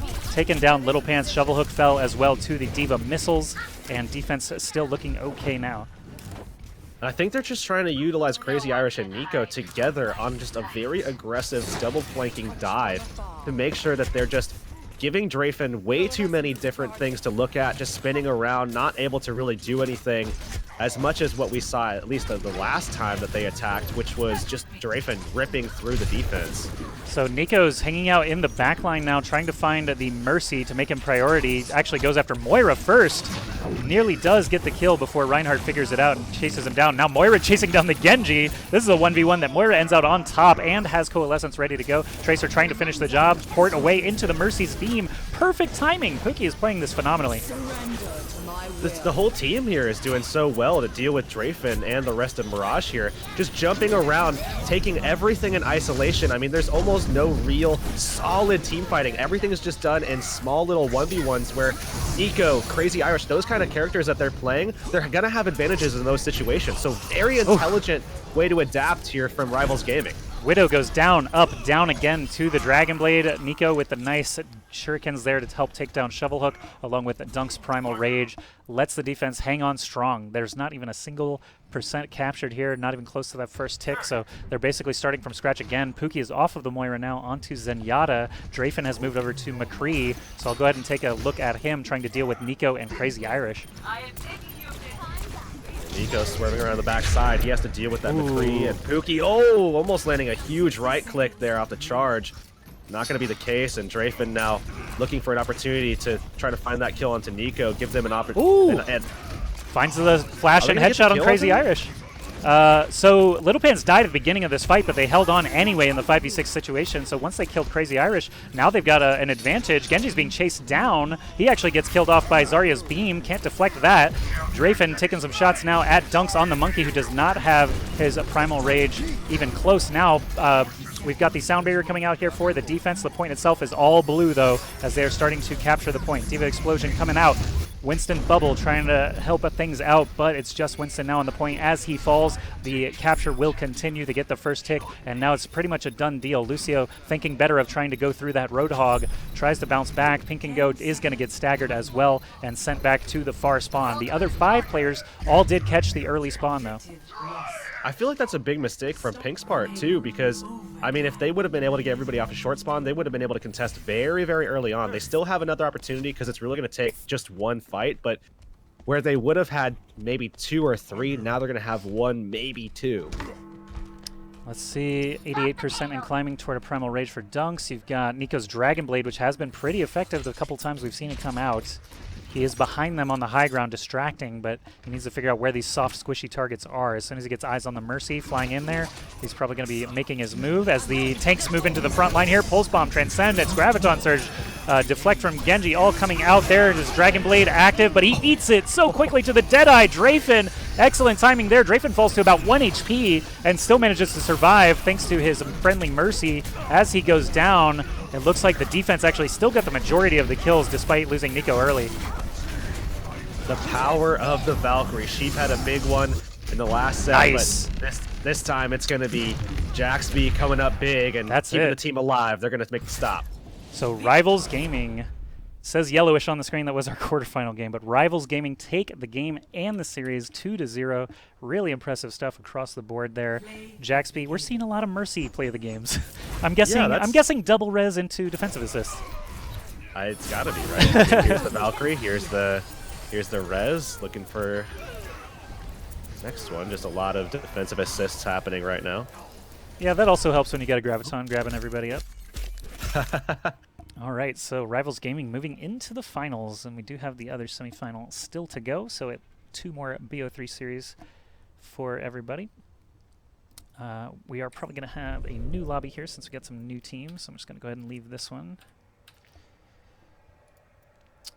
But thanks everyone for joining us here. This is the MSI Canada Dragon Cup 5. I am Ask Joshy, casting with Hurix all day. We've got 20 teams entering the tournament yesterday, only 8 getting through the group stages here to the playoffs. So go ahead and pull up the bracket now so we can take a look once again. See if that's refreshed with some other results from our other matches that we weren't able to stream. We did already see Mirage play 2 series, taking out Yellowish in the first one, losing to Rivals there in the second one. It looks like our other match is, of course, decided. Do aimbot stream of Electric Sheep versus Lowlifes. Lowlifes getting past Monkashiba, as we heard in the chat earlier, now able to confirm that. And I do have some more giveaway winners to announce here as well, so listen up. We're giving away 3 Dragon keychains from MSI. They're pretty cute. Angelo Mark Vanderbeck, Travis Letwiniak, and Alexis Tavares. Go check out Facebook. They should have gotten in touch with you to try and get your information for those prizes. So congratulations to you guys. If you still want to enter the giveaways, there are still some good prizes, including a headset and mouse out there up for grabs. Do exclamation point giveaway and follow those instructions in the chat. Let's see what else we got. Some messages from our sponsors here. Are you looking for one of the best values for a gaming laptop or desktop? Check out the GE Raider series with the newest gaming features to satisfy your gaming experience. They're available now at Amazon.ca, BestBuy.ca, Staples.ca, and the Boxing Week deals will let you get $100 back via mail-in rebate by December 31st. So you have a couple of days here to take advantage of these Boxing Week sales across all of those wonderful sponsors' sites. You can also go to ca.msi.com to check out the GT, GE, and GS laptops. Thanks again to all those sponsors. Thanks again to you guys for coming to watch these amateur teams. This is not Overwatch League by any stretch, but these teams are showing us some great games today. And we have another semifinal up in just a few minutes. Here, go ahead and toss me another invite. We are going to have to show the sponsor messages once again before we begin, but we'll make sure we go ahead and get set up for that. Cool.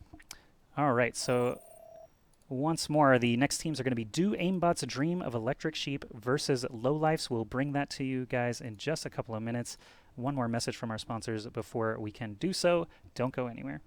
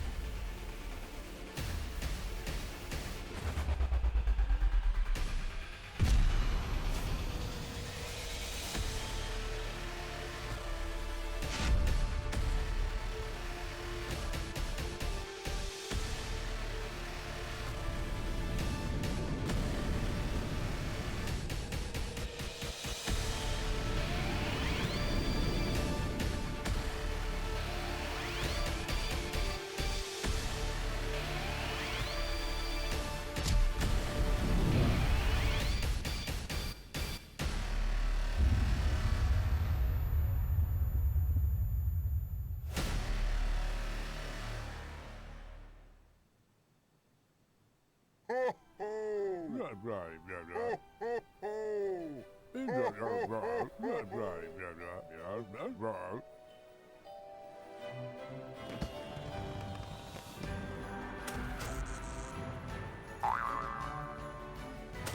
Christmas and Happy New Year!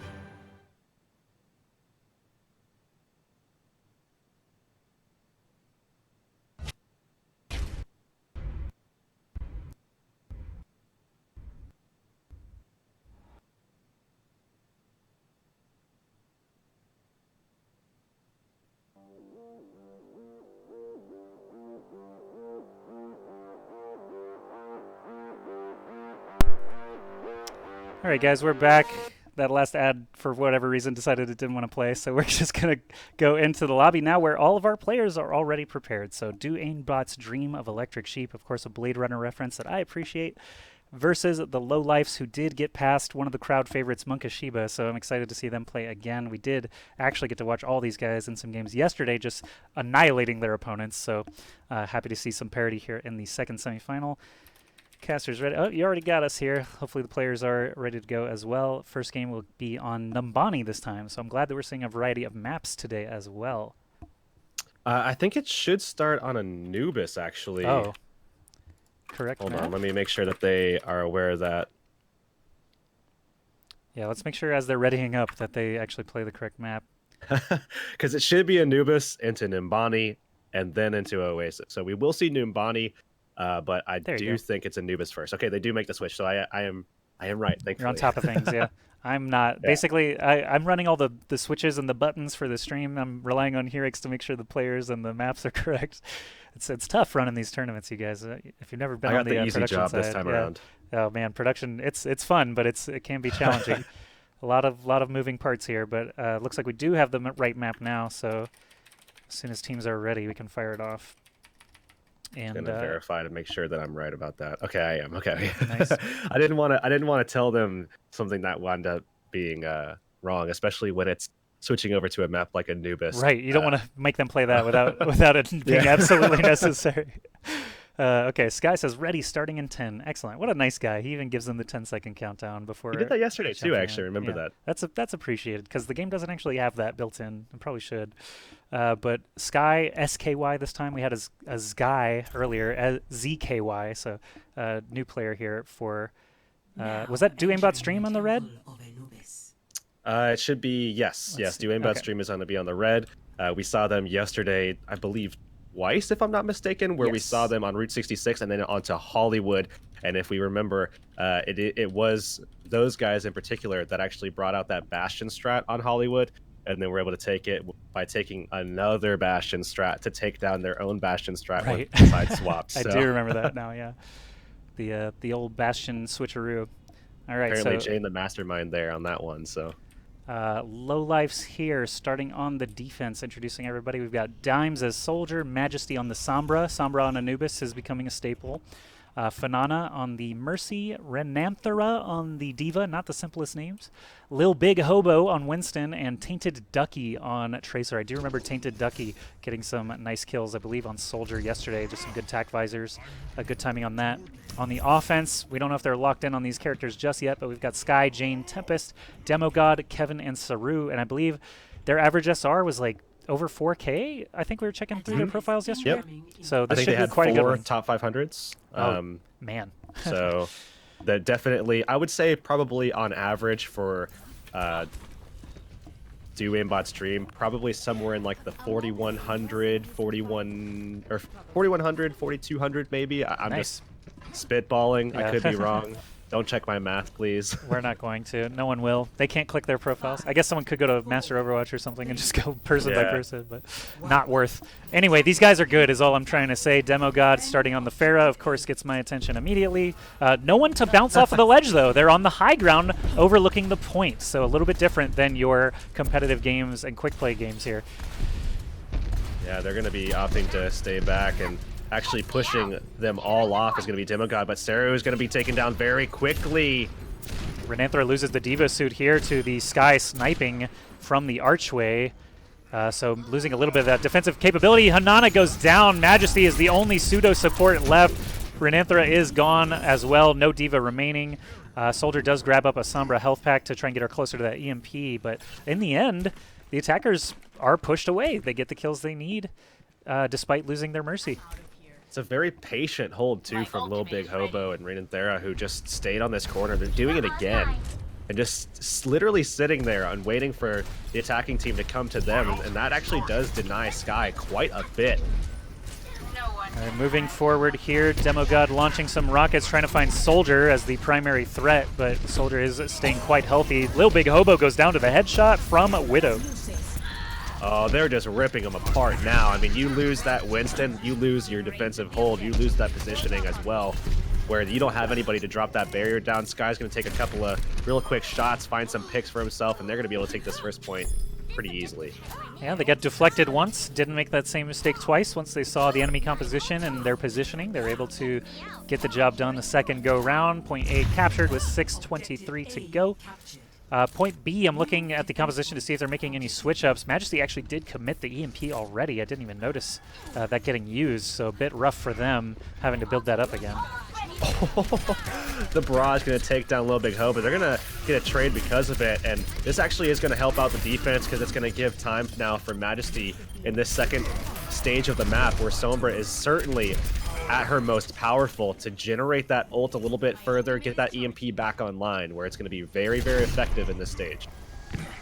Dimes with the tactical visor. We've got Pulse Bomb at the ready. It looks like the attackers are going to have to maybe rethink what their entry angle is going to be here. Sky, of course, looking for an opening frag to try and open the door here.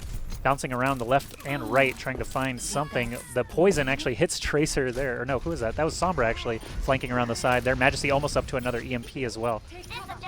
Oh, Tempest diving right in. Tainted Ducky going to find that first kill, and because of that, it's really going to be tough for the attacking team to get any ground now. They're still going to find some picks here. They want to hold on to their ult as much as they can. Watching Majesty now does have EMP in hand if necessary, but I think with the Valkyries being committed on both sides, the defense should be holding strong here. Blows the EMP regardless. Tempest and Sky do both go down. They're able to get the full team kill out of it. So I don't know if the EMP was necessary there. I think they had that pretty well in hand. Well, both sides actually committed some ultimates that I think were on the questionable side, where, you know, the attacking team really should have conceded that fight already, and then the defensive side should have known that it was already being conceded and just held on to it. Now we're going to be seeing Majesty in the back line dealing damage to that Zenyatta, getting some of that ult charge generated so we can get another one of those EMPs, because yet another EMP that wasn't as useful as we've seen EMPs be. So we see Zenyatta taking some focus fire from Dimes on the Soldier all the way across the map. Winston leading the charge, but the rest of the team is in the cave, moving their way in now. Awkward entry angle, but Demogod actually getting a kill onto the Soldier's biggest threat. Helps things out immensely, popping a rocket right onto Mercy's head as well, keeping their drive alive. Majesty goes down. Demogod is the only one down on the attacking team.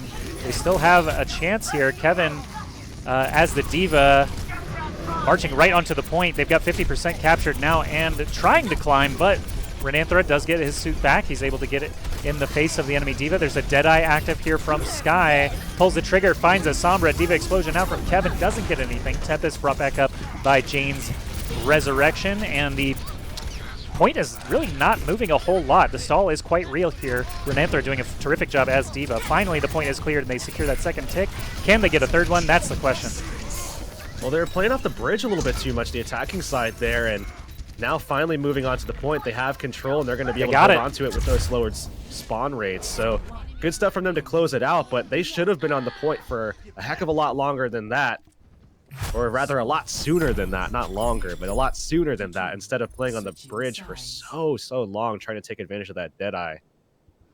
Excellent stuff. Attack going to swap now over to the other side. 3 minutes and 20 seconds for extra rounds is not bad at all, especially with some good parity across these teams. And Anubis, I mean, assault maps can go either way. Honestly, it's like flipping a series of coins, and if the assault teams, coins comes heads up enough times, they'll basically just win.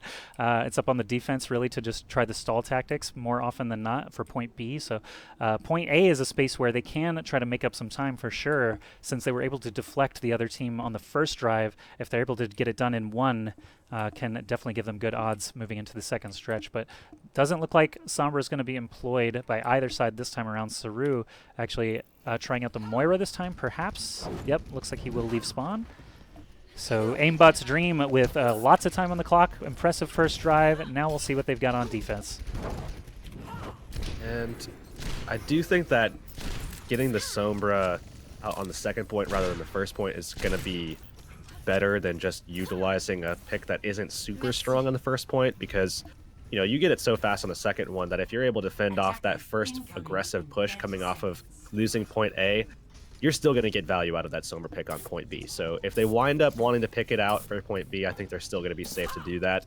But for point A, I think you want something different, and I think Saru actually going over to the Moira is a decent pick because they're still going to be able to get those coalescences. They're still going to be able to put some pressure on from the high ground onto any of those vertical targets that come in as well.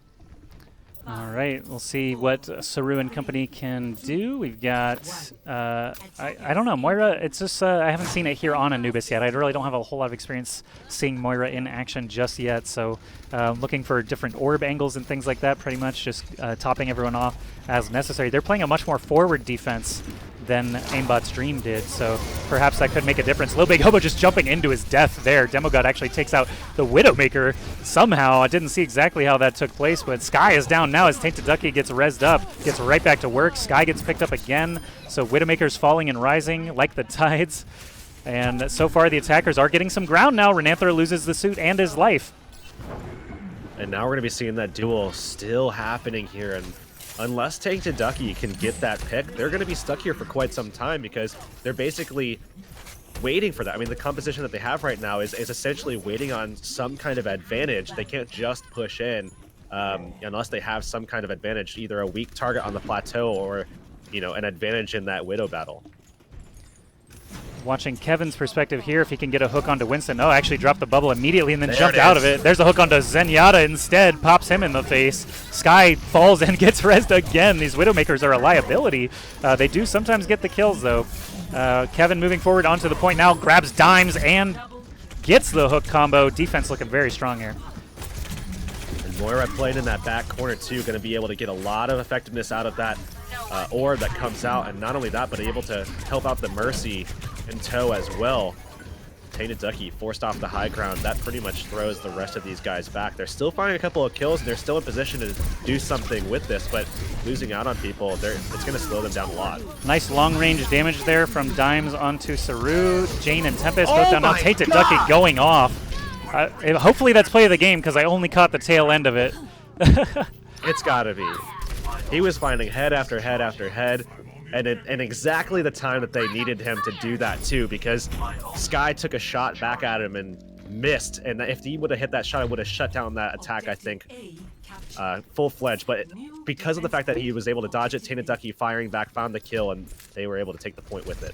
And unfortunately, I had Dime's perspective there as the Tracer trying to find the squishies. Look at that, another headshot onto Demogod, and Jane falls very quickly. Zen is down as well. Do Aimbot's Dream. The gate is so wide open. They're just jumping onto the point now, already started to capture. Kevin with the Diva suit is going to be their only stall for the time being. Now I'm looking at the overhead view. We got a couple of players approaching from the cave, but the Primal Rage from Winston smacking them away. Saru on the Lucio now dies before he can contest for too long. May also cannot ice block. Tracer's in here now, putting a toe on the point. Winston bubble, allowing them to stay up a little bit longer. Transcendence here from the attacking team could be enough, though, to get the job done. It's very, very close to that point. Only one person contesting. It's the Tracer. Rewind. Lucio comes back in and probably going to fall again. Winston's right on him. Kevin with the Diva suit back in play. May back in play. Uses the Ice Cube. Saru and Sky both fall. They're not killing any of the attackers. That is a huge problem here if they want to keep this stall going the way that the stall works out. Fanana brings back Dimes as well. Demogod, the only person stalling. Saru back his Lucio for a third time. Fanana rezzes Lil Big Hobo.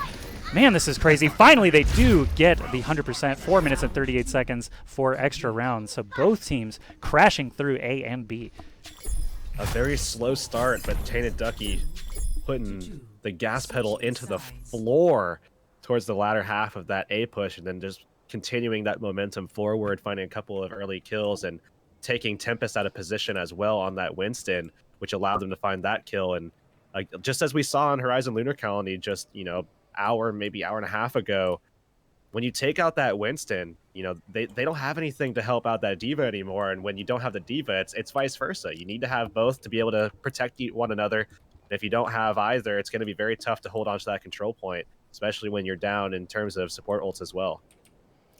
Good stuff on both sides. Both teams certainly capable of running away with this series. I think it's going to come down to, again, just the way assault maps work. Sometimes you're just flipping coins with ultimates and see who comes out on top. The D.Va explosions can grab multi-kills or nothing. Winston bubbles can just block an entire multi-kill by itself. And stalling tactics, you never know what's actually going to work there. If May had happened to get up to a blizzard in time, perhaps this game would be entirely different. So definitely a chance for both of these teams. It's a good thing that DoAimBot Stream were able to get so much time on the clock to keep this game within reach. And now we've got the Lowlifes back on defense here. They are going to take that high ground, overlooking the point defensive position once again. Defend objective A. I do like this, but they should see this coming, and Sky's going to get taken out of the equation a little bit here, at least at the beginning. But if they can push Tempest, or if they can push Little Big Hobo out, they might be able to get that kill on him again. Farah getting right into the action there, trying to launch people off the side. Funana's the first one down, though. The defensive Mercy being removed from the fight means Little Big Hobo follows shortly after. D.Va's already popped out of the suit and destroyed. Soldier with the Orb of Discord on him. One more rocket would take him down. Demo God nails it. And point A is basically all but done here. Yeah, Demo God going to secure that last kill, make it 2, actually, as Majesty falls down to the point as well. They're going to get a pretty quick first point cap, and now moving into the second one, they do have Sky still on that Widow, and I think he does want to swap. So yeah, looks like it. I'm not sure if they want to bring in the Reaper play, maybe. Oh, they're switching 2 characters. Oh, McCree and Junkrat. All right. Sure, we'll see how it goes. I'm not gonna talk badly about Junkrat anymore because he's just had such a surge in competitive play, and we've seen some nutty plays just today from some good Junkrat players. So. Definitely viable. Dimes up here on the high ground with his Mercy cohort. Winston jumps right onto the point. Oh, Jane exposed here. Does manage to stay alive, jumping under the bridge, but no health pack available because Sombra's there. Jane has about 2 HP, trying to fly away. Still managed to survive, but Tempest and Saru had already been taken down, so this attack is going to fall flat regardless. But they did just make 2 big swaps, actually, so having their 2 DPS making swaps over to some other options, they're not going to have that ability to just walk right into the point. It's going to take them some time to be able to generate some ultimates, get some momentum going for themselves so they can get onto the point and really be quite lethal once they get there. So I think maybe not even this push, but the next one is where we're going to see them really pushing in with some good force. D.Va suit explosion goes out, doesn't catch anything. Big Hobo eating some headshots here from Sky, jumps right back onto the point and falls. 3 kills already for the attackers. Deadeye is out, looking for Dimes on the Soldier. Point is being captured, 75%, 80, 90. That's 100. Going towards extra rounds. They have a minute and a half still left over. So DoAimBot Stream crushing through the Lowlifes like they're tin cans or something. Lowlife's going to have to answer back in a big way. Some positional miscues there as well defensively. I mean, we saw some guys playing very passively, some playing very aggressively, and when you have a little bit of miscommunication in that regard, it's going to be tough for your backline to stay alive there, and then also to support the people who are being aggressive. Lil Big Hobo went forward, got flashbanged out by Sky, who was on that McCree, and by the time he made it back, all of his support was dead, and he was already at half HP with no cooldowns left. So that's an easy take for them to get without even needing the ultimate pressure that really, I think, should have been necessary for that point B capture. Yeah, the switches obviously paid off quite well. McCree caught Winston right at the beginning of that engagement with a flash and a couple of headshots. So Winston had already committed his bubble. By the time he jumped back onto the point, he just flopped over, and losing that tank so quickly just let the dominoes start to fall into a quick capture. So 4 minutes, 38 seconds to try and match that feat. It's more time available, so Lowlifes could certainly do it. Just a matter of, those entry kills, Widowmaker play, etc. Tainted Ducky is going to be starting on the Widow. Sky is not. So this is going to be a little bit different than the last round, or the last attack here for Lowlifes. Attackers incoming. We'll have to see. I mean, it took them a little bit of time to get Tainted Ducky up to pace and ready to find some picks and everything, but we'll have to see if he can find some early now. They do have the help of that shield that's coming out from that Orisa, and Sky already finding a pick. That's a big first start here for the defensive side. Saru gets drilled down. Dimes gets a follow-up kill onto Orisa. Now Jane is in no man's land, kind of trapped in an odd spot, but looks like Lowlifes could have an opportunity here. Dimes is all the way in enemy territory trying to catch people back from the spawn. So the rest of the team could definitely make use of this time. Oh, they're waiting for that push too. Little Big Hobo just going to jump right over. All of his cooldowns are out, and he's at half HP. No support near him, so he falls. And I think now they're going to be losing their other tank pretty shortly, but he's safe. He's actually going to find the kill onto the Junkrat, who was ulting with the Riptire there. Sky does have a Pulse Bomb available here. He's going to throw it out at the enemy Zen. Does not catch any damage on him, but still able to pressure Mercy and Zen over there. Renanthra popped out of the suit and eliminated. Means that Do Aimbot's Dream are holding it down. 3.5 minutes remain as Renanthra gets sent back to spawn. The rest of the team basically just rallying at the choke point. Tainted Ducky on the Widowmaker up on the arch now, trying to find people to shoot at, but they're fully aware of this. Zenyatta, for example, just hiding in that cubby. Junkrat staying on the low right, not allowing any free shots for Tainted Ducky. Demo God just dishing out so much damage right now, especially to these tanks here that are just positioned so far forward. And Dimes finds the Pulse Bomb kill. Yeah, Demo God, of course, dies as soon as you mention him. I swapped over and saw that explosion. Tempest here on the point as Orisa battling against a Winston, just destroying him with that heavy gunfire. Transcendence is going to be committed here for the defense to keep everybody healthy. Valkyrie also used by Jane. No one to res just yet. Sky does fall with a Pulse Bomb in hand, maybe worth a pickup. Saru has the Zenyatta, always valuable to bring back up as well. Tainted Ducky eats a Junkrat tire.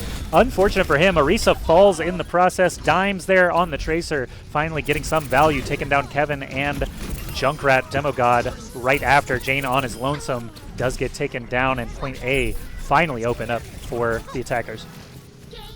They weren't super solid on making that hold work for them on that point B take, but now they're going to have everybody in position this time around. Tainted Ducky swapping over to that Reaper that I was expecting actually out of Do Aimbot's Dream earlier, but he's going to be on it himself, and we'll have to see what they do of this point B take.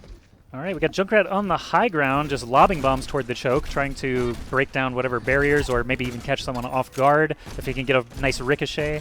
Tainted Ducky on the Reaper now could definitely come into play, but Winston has been swapped over to Reinhardt as well, so a couple of swaps on either side. Junkrat trapping up the cave here.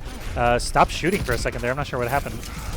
But, oh, that's actually a big Pulse Bomb that went out there, forcing Majesty to actually throw the Zenyatta out. They're still finding some kills, though. Man, every time I switch to somebody, they're just getting flattened. It's Zen's dying left and right. Fanana also down now, so Majesty is going to respawn, but Dime's still going to town here as the Tracer. Point is starting to be captured. They've got a lot of time on the clock. They may even be able to match or at least get close to the minute 36. Now it looks like the stall is coming into effect, though. Tempest, as the Reinhardt, still has plenty of health, but Winston's smacking him into the cave. Sky and Kevin approach from the other side. I don't think Winston's going to be able to do this by himself, though, as he gets repelled.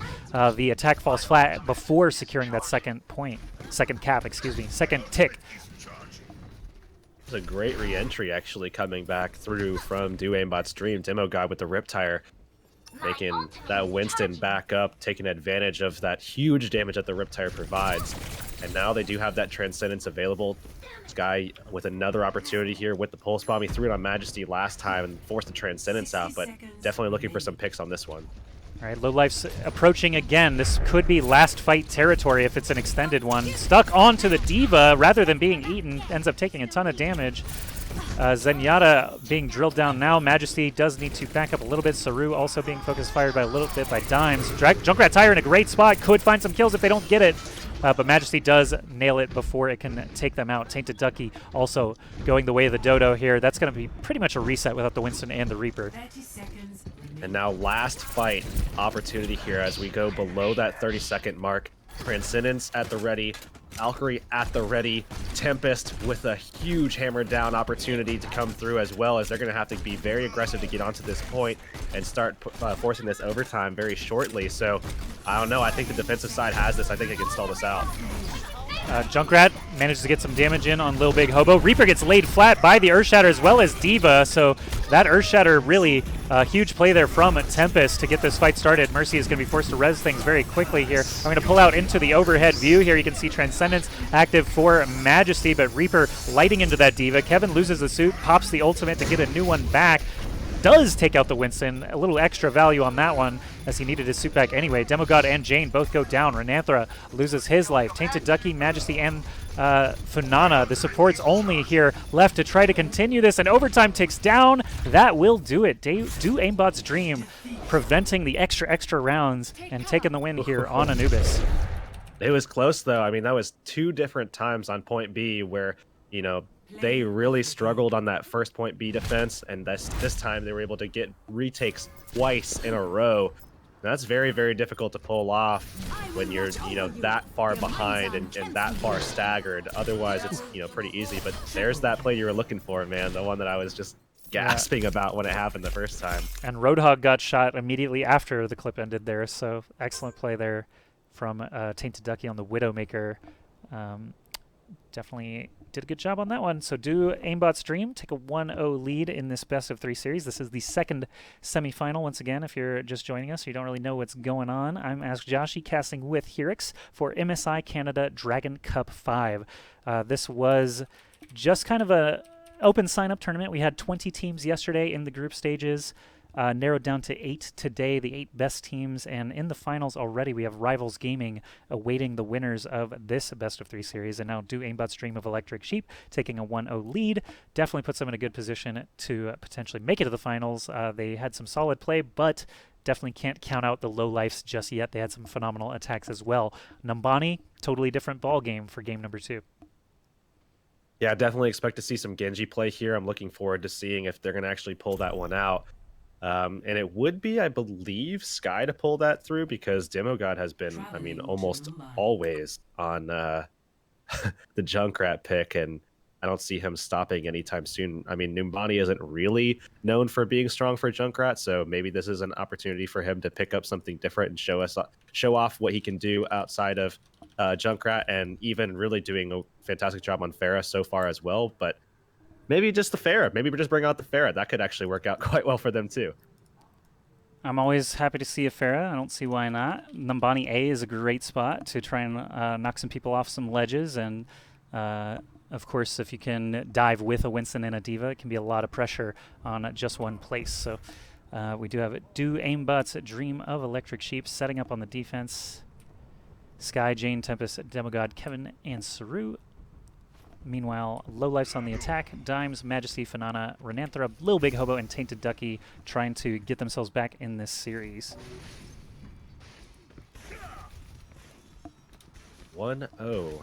I mean, I do have some giveaway winners. What? I have some giveaway winners, actually, I can get through in these next 30 seconds. We've got 3 MSI baseball caps going out to Marie Lawrence Proul, Proulx.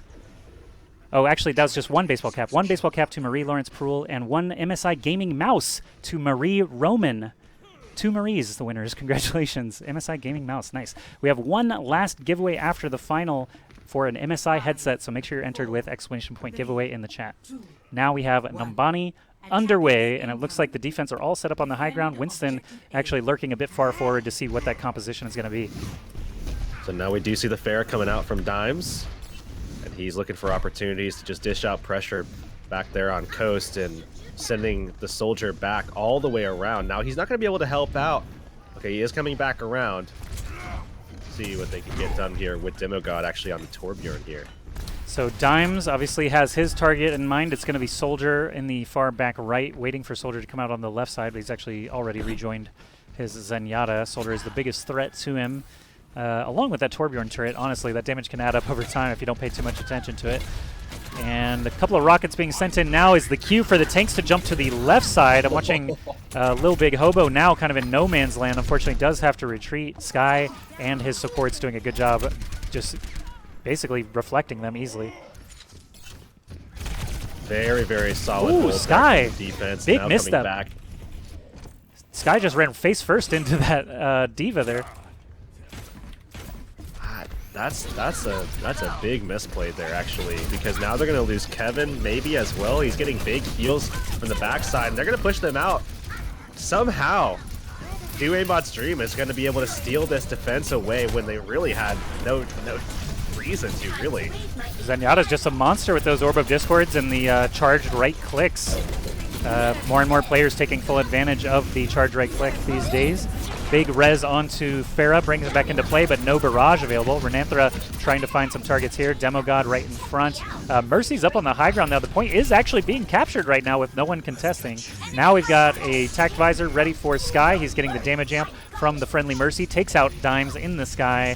Saru falls, so it's still kind of a weird situation. Only supports left now as Diva gets staggered. He's going to be sent back to spawn, and looks like Do Aimbot Stream looking just fine here for the defense. I think that's incredible patience yet again from a Zenyatta. Saru this time going to be the one holding onto the Transcendence when it wasn't necessary to be pulled out. Now going into this next fight, where you're really going to want it, where there's going to be a lot of aggression coming out from the opposition, the attacking side here, wanting to find some early kills, that Transcendence is going to be able to do a lot. Winston has the Primal Rage available actually on both sides of the field. There's a Valkyrie being triggered immediately here for Majesty. What'd you see? Spit it out. Saru going down in the back line. I mean, I don't understand why he didn't just go ahead and put himself back into the point and bring out the Transcendence, but he just went ahead and died very early. Jane now forced to drop that Valkyrie and keep the team alive basically by him or herself. Tainted Ducky doing a good job here, actually bouncing target to target. Takes out the Torbjorn, who has to be brought back up. Dimes is going to get rezzed here for the attacking side as well, so everyone's still battling it out here. Funana, good job getting the finishing blow on Tempest and keeping everybody alive. Dimes goes down as well, so we're minus a tank versus minus a DPS. Transcendence is going to be used here by Saru to get that defense back on track. Sky with the Tact Visor takes down both supports. Renanthera going to get slightly staggered once again. Only 40 seconds remaining. We're in last fight territory here, and there are no offensive ults other than Tainted Ducky's Pulse Bomb, so it better connect. And this is a really good time here for the defense because they also have everybody armored up right now, or they're getting everybody armored up right now, where they have Demogod. They just need to get it onto Jane, and it's not going to take much time at all to get that over to him as he's now at 50 scrap already. Ooh, that was a huge value! He got the double and got a piece of Zen. Zen is going to be chased away there. Not Graviton Surge. Primal Rage ready for Tempest is the only ultimate they have remaining. He's going to have to pop it when he gets lower on health. There he does so to keep the stall alive. Smacks Tracer in the face, so at least get some good kill value out of it. Mercy back in play. Now gets annihilated. Excellent shots there from Dimes. And Sky returning to battle now, trying to take down Lil Big Hobo. There's really not a ton of attackers left on the point here. Do Aimbot Stream still managing to keep it together. Funana and Majesty alone as the supports are not going to last too long. Diva self-destruct in the road there. Maybe trying to take out Tainted Ducky on the Tracer. Tainted Ducky does get one little foot on the point there, but as he gets taken down, Renanthera, last hope, not close enough to the point. That is going to let time tick down on a full hold on A. An unfortunate disappointment off the back of an incredible pulse bomb coming out from Tainted Ducky, and it's an inability to deal with Tempest on that Winston, who was just healthy throughout that fight and really just a commanding presence on the point too, dishing out a lot of damage with that Tesla cannon. He was able to just basically stop these guys in their tracks along with some of the help from his supports as well. But now, you know, looking at this here, they're already down 1-0. I mean, holding out throughout this entire point when you know you didn't get anything done on your attack, that's got to be daunting. How bad does it feel when you get that monster pulse bomb and then Mercy's just like, LOL, you didn't get me. So you get nothing. Man, that's gotta really feel bad for Tainted Ducky, especially after that amazing Widow play on Anubis too, getting thwarted as far as a win goes. But do Aimbot Stream of Electric Sheep, I think we expected them to make it pretty far in this tournament just from yesterday's game, so definitely not disappointing here. Lowlifes did get the surprise win in the quarterfinal to make it this far, but they may be reaching their end soon. There will be a third, fourth place match as well as a small consolation for whoever loses this semi, but the finals is where everything is taking place for the prizing. So definitely need to get that full hold, force the draw if they can, because a loss here would remove them from contention and send Do Aimbot Stream into the finals against Rivals Gaming. And remember, I mean, Rivals Gaming did just beat, Mirage Sports, who did wind up actually in the group stages taking down Bot's Dream. I know this is one of those, potential rock, paper, scissors kind of things that we never like to speculate about, but it is something to take note of that Rivals Gaming is right now the only undefeated team as we can see at this moment. True enough. Demo God moving forward. He knows where to go here. As Farah with the chance to bounce Anna. Anna actually in play. I had to double take there as Anna got bounced off. But Demo God moving right into that Winston bubble, taking shots now at the Flying Mercy. Nails one shot now onto Majesty, trying to remove him from the fight. The point is wide open here. Dimes does get 3 kills, though, keeping everybody, in the streets alive here. I'm surprised that the attackers did not try to jump onto the point. They did take the fight in the streets and failed because of it. Jane is going to get put to sleep and staggered. That's a good character to stagger. Great character to stagger. And on top of that, when you actually do wind up getting the sleep off, the Mercy is going to heal up. So it's even when your team wants to start getting the kill, it's going to take even longer just because of the fact that she has a little bit more health. So it's just a little bit of a slightly longer microsecond of a stagger too. So it's even better for them. But now going back into the attack here as Jane comes back from that respawn, they're just waiting on that Mercy to come through. Demo God going to get that Mercy in position. Now they're going in for round number 2. They're diving right onto Dimes, and I think that's the right choice. He's actually pretty close to another attack visor. Sky on Genji actually had the Dragon Blade available, but died before he could use it. Saru also going down. Tactical visor here from Dimes once again. Finds Jane very quickly, removes the Mercy from the fight, and this is over and done. Kevin and Demo God hopping off the side there just to rejoin their team back at the airport. And Sky does have his Dragon Blade ready for this fight. There's a Barrage available, Valkyrie available, so if they're just using that as kind of a junk rush to get their ultimates built up, I gotta say it was effective, but the defense still have plenty to work with also.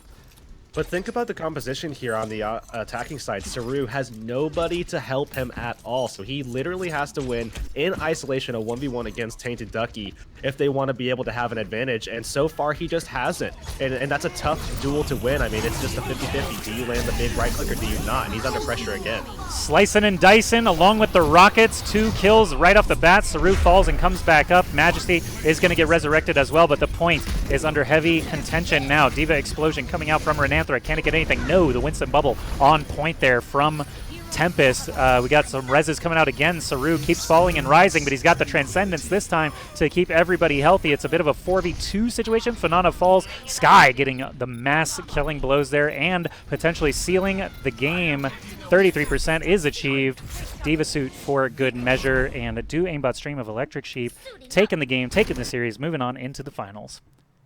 And it's going to be a real tough finals for them too, because Rivals Gaming, as we talked about, is already, I mean, they're sitting in the finals at undefeated, looking incredibly strong right now. And I think Do Aimbot Stream is certainly playing at their best, but it's still going to be a very tough matchup for them regardless. Dime's just getting some nice long shots. Not even an attack visor. It's not too common. You see just 3 kills in a row without that ultimate. That Helix, man, this guy. Yeah. Oh, man. 4 blue cards. Well, Low Life's great series regardless, but they are going to be relegated to that 3rd place match, while Do Aimbot's Dream of Electric Sheep will be moving on into the finals against Rivals Gaming. That's going to be a heck of a BO3. I'm kind of sad it's only a BO3, to be honest, but they are ready to battle it out for that prizing. If you guys are just joining us or joined us partway through that series, I'm Ask Joshy, casting with CT Hurix. Go ahead and follow us on Twitch and Twitter if you like our casting. But today, the players are taking the forefront. Do Aimbot's Dream of Electric Sheep, that Blade Runner reference, showing off some great games. They're saying cut the VODs, deleting. No, don't delete the VODs. What if someone wants to watch later? But we're back in lobby. We're waiting just for Rivals Gaming to populate it. So for the time being, we're going to show you some sponsor messages from our lovely sponsors. Of course, ca.msi.com is where you can check out some deals on gaming laptops and desktops. But staples.ca, bestbuy.ca, and amazon.ca all carry those MSI products. So we're just going to do them a favor, show off what they got so that you guys can see what you can get $100 off on. Don't go anywhere. We'll be back in just a few minutes with the finals.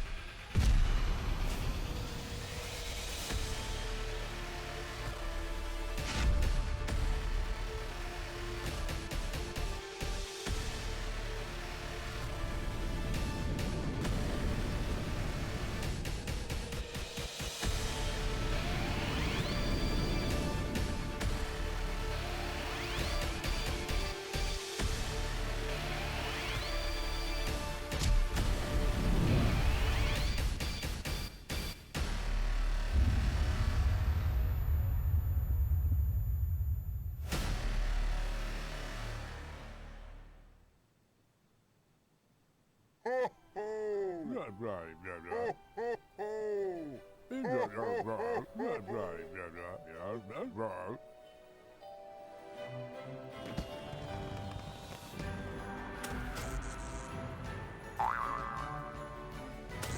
Christmas and Happy New Year!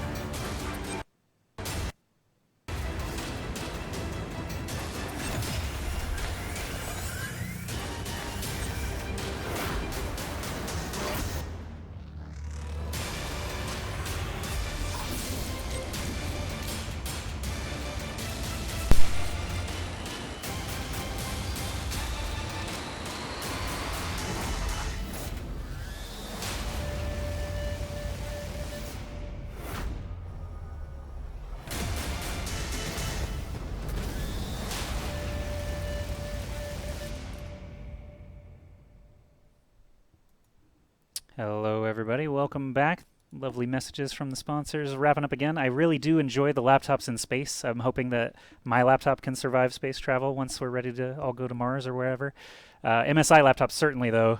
Certainly capable, it seems. But welcome back. This is the MSI Canada Dragon Cup 5. Again, if you don't know what's going on, this is actually just a cup. It's not Overwatch League. It's not, Contenders or World Cup or anything like that. It's an open event for Canadian teams. We started with 20 yesterday in the group stages, down to only 2 teams now. It's Rivals Gaming versus Do Aimbot's Dream of Electric Sheep. Hirix, I'm going to put you on the spot and make you pick a winner. Who Rivals Gaming. Rivals Gaming. That was 100%. confident. That was snappy. We are still getting the players in the lobby, but you gotta give me 2 bullet points why Rivals Gaming is gonna win this. Versatility, Nico. Well, versatility just on behalf of every player, I suppose. Primarily their DPS, but and Antol, I would say those 3 together, but mostly the Nico thing. Mostly the Nico thing. Okay, so what character are you expecting? Really, just Widowmaker headshots or what? Pharah, Widow, you're going to see Antol playing some Sombra action, more than likely. Let me go ahead and look at the maps real quick that we're going to be seeing these guys play on, because that's also going to have a factor here as we go into the finals. So Dorado, Hanamura, and then Ilios. Dorado, maybe not as much the Widowmaker. It's certainly possible. We saw a lot of Widowmaker between the 2 Texan teams out of the Overwatch League, so could see a little bit of emulation of Linkser and Temu, but not very likely at this stage. I'm certainly thinking that we're going to be seeing a lot more of Genji, Crazy Irish on Tracer or Soldier. Pink and Go was really good with Dunk so far. Jaxby has been a stellar Mercy. True. I think that it's going to be a tough matchup. It's certainly very likely to go into a Game 3 scenario, but I still think that we will see Rivals Gaming pulling this one out. I do agree with you that the supports for sure on Rivals Gaming were very impressive, and Nico, of course, is pretty nutty. But Do Aimbot's Dream of Electric Sheep, I'll take them just for the sake of some rivalry here. But Demo God on the Junkrat and Pharah have been really phenomenal. Antol, actually, I've seen him join the lobby again. He was just incredible support along with Jaxby, as you mentioned. So we do have all of our players in the lobby now. Map is set. Checking admin messages just to make sure we're all set, and it looks like we're ready to go for the finals. So I'll let the players know that the casters are ready. We already saw our sponsor messages. Again, you can go to ca.msi.com to check out the deals on gaming laptops. They have the GT, GE, or GS laptops. You can get a $100 mail-in rebate if you buy it before December 31st. So if you're in the market for a new machine, ca.msi.com is a place to go. You can also go to staples.ca, bestbuy.ca, or amazon.ca to get yourself some upgrades at the end of this holiday season. New Year's coming up. The competitive season just ended here for Overwatch, so thank you for joining us. Hopefully everybody got the rank that they wanted. I'm about 1,000 lower than my peak, so hopefully that didn't happen to you guys. But yeah, as soon as the players are ready, we'll be launching into game number 1. It is just a best of 3 series here with Dorado as the first map. And it looks like Sky is going to have us starting in 10 once again. So moving into Dorado, it's going to be a tough one. I mean, Demogod has shown that he is very, very solid when he does bring out that Junkrat. Junkrat obviously very strong on this map. I feel like if it does wind up going into a game 3 situation, I think it is going to be because Aimbot's Dream take this map as opposed to the next one, Hanamura. But still, I mean, it could go either way.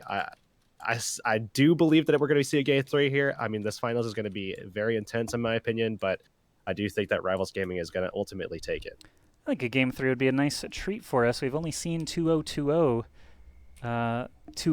thus far in our 3 series. So yeah, I think a game 3 would be a nice treat for everybody, but we'll find out soon if your pick of Rivals will beat my pick of Do Aimbot's Dream of Electric Sheep. Will they be able to get past the Rivals for the victory, which actually each player on the winning team here will receive a $50 Best Buy gift card. You know what? I'll actually pull up. They're actually getting gaming headsets and mice as well from MSI, the winners, and the losing team will get some mice, but no Best Buy gift cards, no headsets. So there is something on the line here for sure. The 3rd, 4th place teams will be playing a 3rd, 4th place consolation match, but unfortunately they missed out on the prizing themselves, Mirage and Lowlifes. But excellent games from them all tournament long. Well played to everyone who actually played in the tournament. If you guys are in the Twitch chat right now and you participated in the tournament today or yesterday, please just make yourself known and get some props. But here we go. Dorado about to open up. We've got Do Aimbot's Dream of Electric Sheep on the defense here with the Soldier Junkrat combo. Arisa with the barrier and Kevin on the Roadhog this time. The attackers with the Pharah Mercy. Nico, your boy Nico starting out on the Pharah. We'll see if he can bounce anyone off to get started. Taking some early pressure there, but at least backing them up.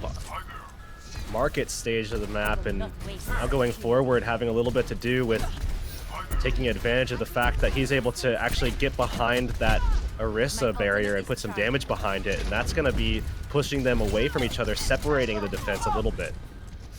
Pharah still just lobbing those rockets down. Antal goes down on the attacking team. It's going to slow things down. He gets res, but a triple! Oh, baby, a triple right there in the face of the defense. The attackers, even though they lost their Pharah, have a wide open stretch now to the checkpoint. What I say, what I say. You got it, exactly right. With a big play, man. So they're going to surge forward, getting out of the very dangerous section of the map, especially given the current meta and what's involved. But now forcing Demogod actually off of that Junkrat pick and over to a Fair. They're going to have a little bit of a duel in the skies here, but see how that goes. So I actually made a custom game, Pharah's only, with decreased cooldown on jump jets, just to practice Pharah aerial battles. I'm pretty good at it now, I gotta say. So I will keep hosting those games if you guys want to practice your Pharah play. Here we got Nico versus Demogod in the skies now. Demo plants one right on Nico. The card itself not really moving. The tanks on the defense doing a good job holding it in place, while Sky on the high ground does have attack visor ready to go. Well, this is the opening, though, as Dunks goes down. They're going to be able to hold fast for now, but with Nico coming back through, if he puts out any more damage to these guys, he's going to be able to find a kill. They're going to have to worry, though, about that Transcendence that's going to come up here in just a moment. If he can land a little bit more damage or get just a little bit more healing off, which is available to him, but a lot of ultimates are coming out for both sides. Tactical visor active. Nico in a bad spot, but does have sound barrier available to keep him alive. Tempest going down. Kevin losing the mech is bad for the defense, but Tempest gets picked right back up. We've got an angry Dunks smacking people around near the cart. He does fall in the end. Jax is going to pop Valkyrie to bring him back up. Nico falls with Barrage in hand. The card itself still not really moving. Winston and Diva doing a terrific job for the defense to keep it stalled out. Oh, they're still hanging on here. Jax had the Resurrect ready, but couldn't get Nico up because it was just too dangerous. He didn't have the Valk instant res. Didn't want to go in there with the cast time. Both supports down here. Antal getting a piece of that. as the offensive Lucio just punching Kevin, not trying to stall the Diva in this case. They want that cart to get moving again out through this choke point. This is really the last obstacle to reach that second checkpoint if they can get under the bridge, but I think Winston will have something to say about that. Tempest getting close to the Primal Rage, waiting for his opportunity to pounce while the rest of his team lines up behind him. I think here he goes in. Oh, the Winston bubble not going to be able to protect his team from the Diva explosion. Demogod goes down while in the sky. Nico and JaxB both down for the attackers, though, so this push definitely getting stalled out very quickly.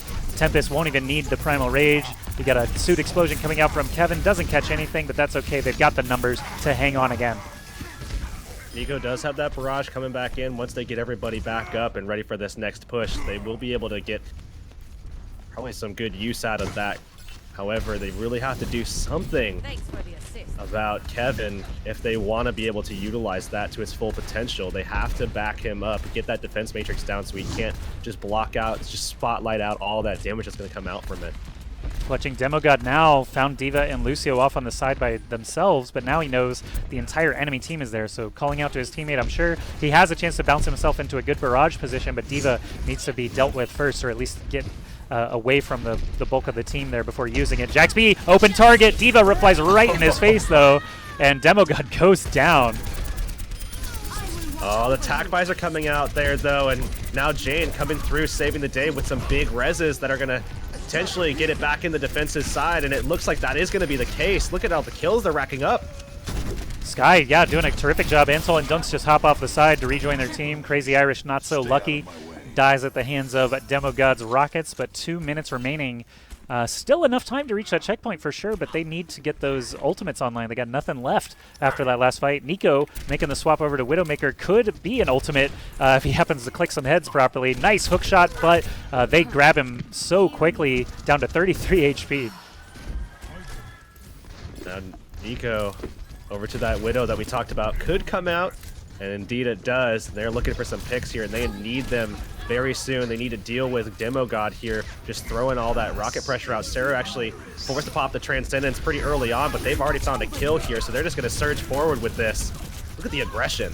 Yeah, lots of pressure on Nico, unable to get any shots off. Sky on the cart itself, making sure they don't let it sneak in, and gets another tack visor generated in 2 fights, 2 tack visors in 2 fights there for Sky. These fights end up being so long because of the Mercy reses that the ultimates just add up over and over again, and with this tracking from Sky, eliminating Dunks and JaxB with the help of Kevin. Defense looking super strong once again. They got some ultimates generated. Crazy Irish is going to have to be the hitman basically for the attacking team. He's got to get some real good value off of that tack visor if they have a chance in this final fight situation.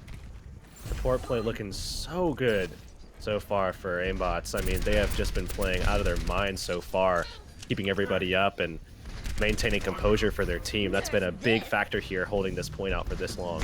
Explosion is up and over, but it looks like they had plenty of time to react. Crazy Irish on the low ground now is all by his lonesome, so hopefully the tanks don't just rush him down. Tack visor again, pretty much the only tool they've got available. He pops it, but Farah's nowhere in sight. Jane actually gets into line of sight protection as well, but does go down in the end. Saru going to be the next one focused. Dunks and Tol both fall on the offense, but JaxB being alive changes the tide of battle. Demogod finds Soldier, still in pretty good health, but does fall to Pink and Go, and the card itself is wide open. Nico swapped over to the Genji at some point and actually nearly built up a Dragon Blade from that final encounter. Oh, Dunk's coming back in. Can he get on the point? He will be able to support his teammate as he comes back over, and they're going to look to try to get this one in overtime. He's getting very aggressive, trying to force these guys back, but he's very low. They need some kills now. They find the first one on Zenyatta. Nico with the Dragon Blade out, getting a ton of value again. Every time he swaps over to it, it's like a surprise triple kill. Moments later, Nico in the previous series and this one now pulling out the blade. We got the double kill with the Diva explosion as well to put the nail in the coffin, but now they've got under 2 minutes to try and make this final stretch. It's going to be all about the distance. Really don't expect them to be able to finish, but if they play things right, they certainly could hold on defense quite well. So Sky with a tack visor ready to go. This is pretty much the final stand of Aimbot's Dream of Electric Sheep. That Genji a big factor here. They need to get this blade up and running as soon as possible. A lot of cooldowns being used to get over to Nico. They're getting very aggressive, diving right onto them. I see Tac Visor generated again. He pops the trigger on Crazy Irish right in front of him. Not a whole lot of other targets available, unfortunately. Demogod and Tempest are going to get picked back up, so defense looking strong again as Crazy Irish and Jackspeed go down. They've got one opportunity left, max, and not too much in the way of ultimates to work with. They picked off Jane. Oh, Jane on the defense, but they here. just lost Jax. Seconds remaining. So it's rough timing. They did get the consolation, but I think Jane's going to be back around the same time anyway. Yeah, they really needed Nico in that position so that they could just start forcing some aggression out, taking some kills very early so that when Jane comes back, they have to decide, do you pull the Mercy out of position and get the reses, or do you just take those kills? Demogod gonna take 2 for himself, and that should be it, more than likely. Demogod Junkrat play working out. I'm watching Nico now as he gets up to 100%. Dragon Blade out. Can he get the triple he's been known for? Sky is the first victim, but no one else in range. He gets eliminated. Demogod hitting him with the Junkrat mines over and over. We got a Winston trying to smack him away. Antol falls in the process to Kevin.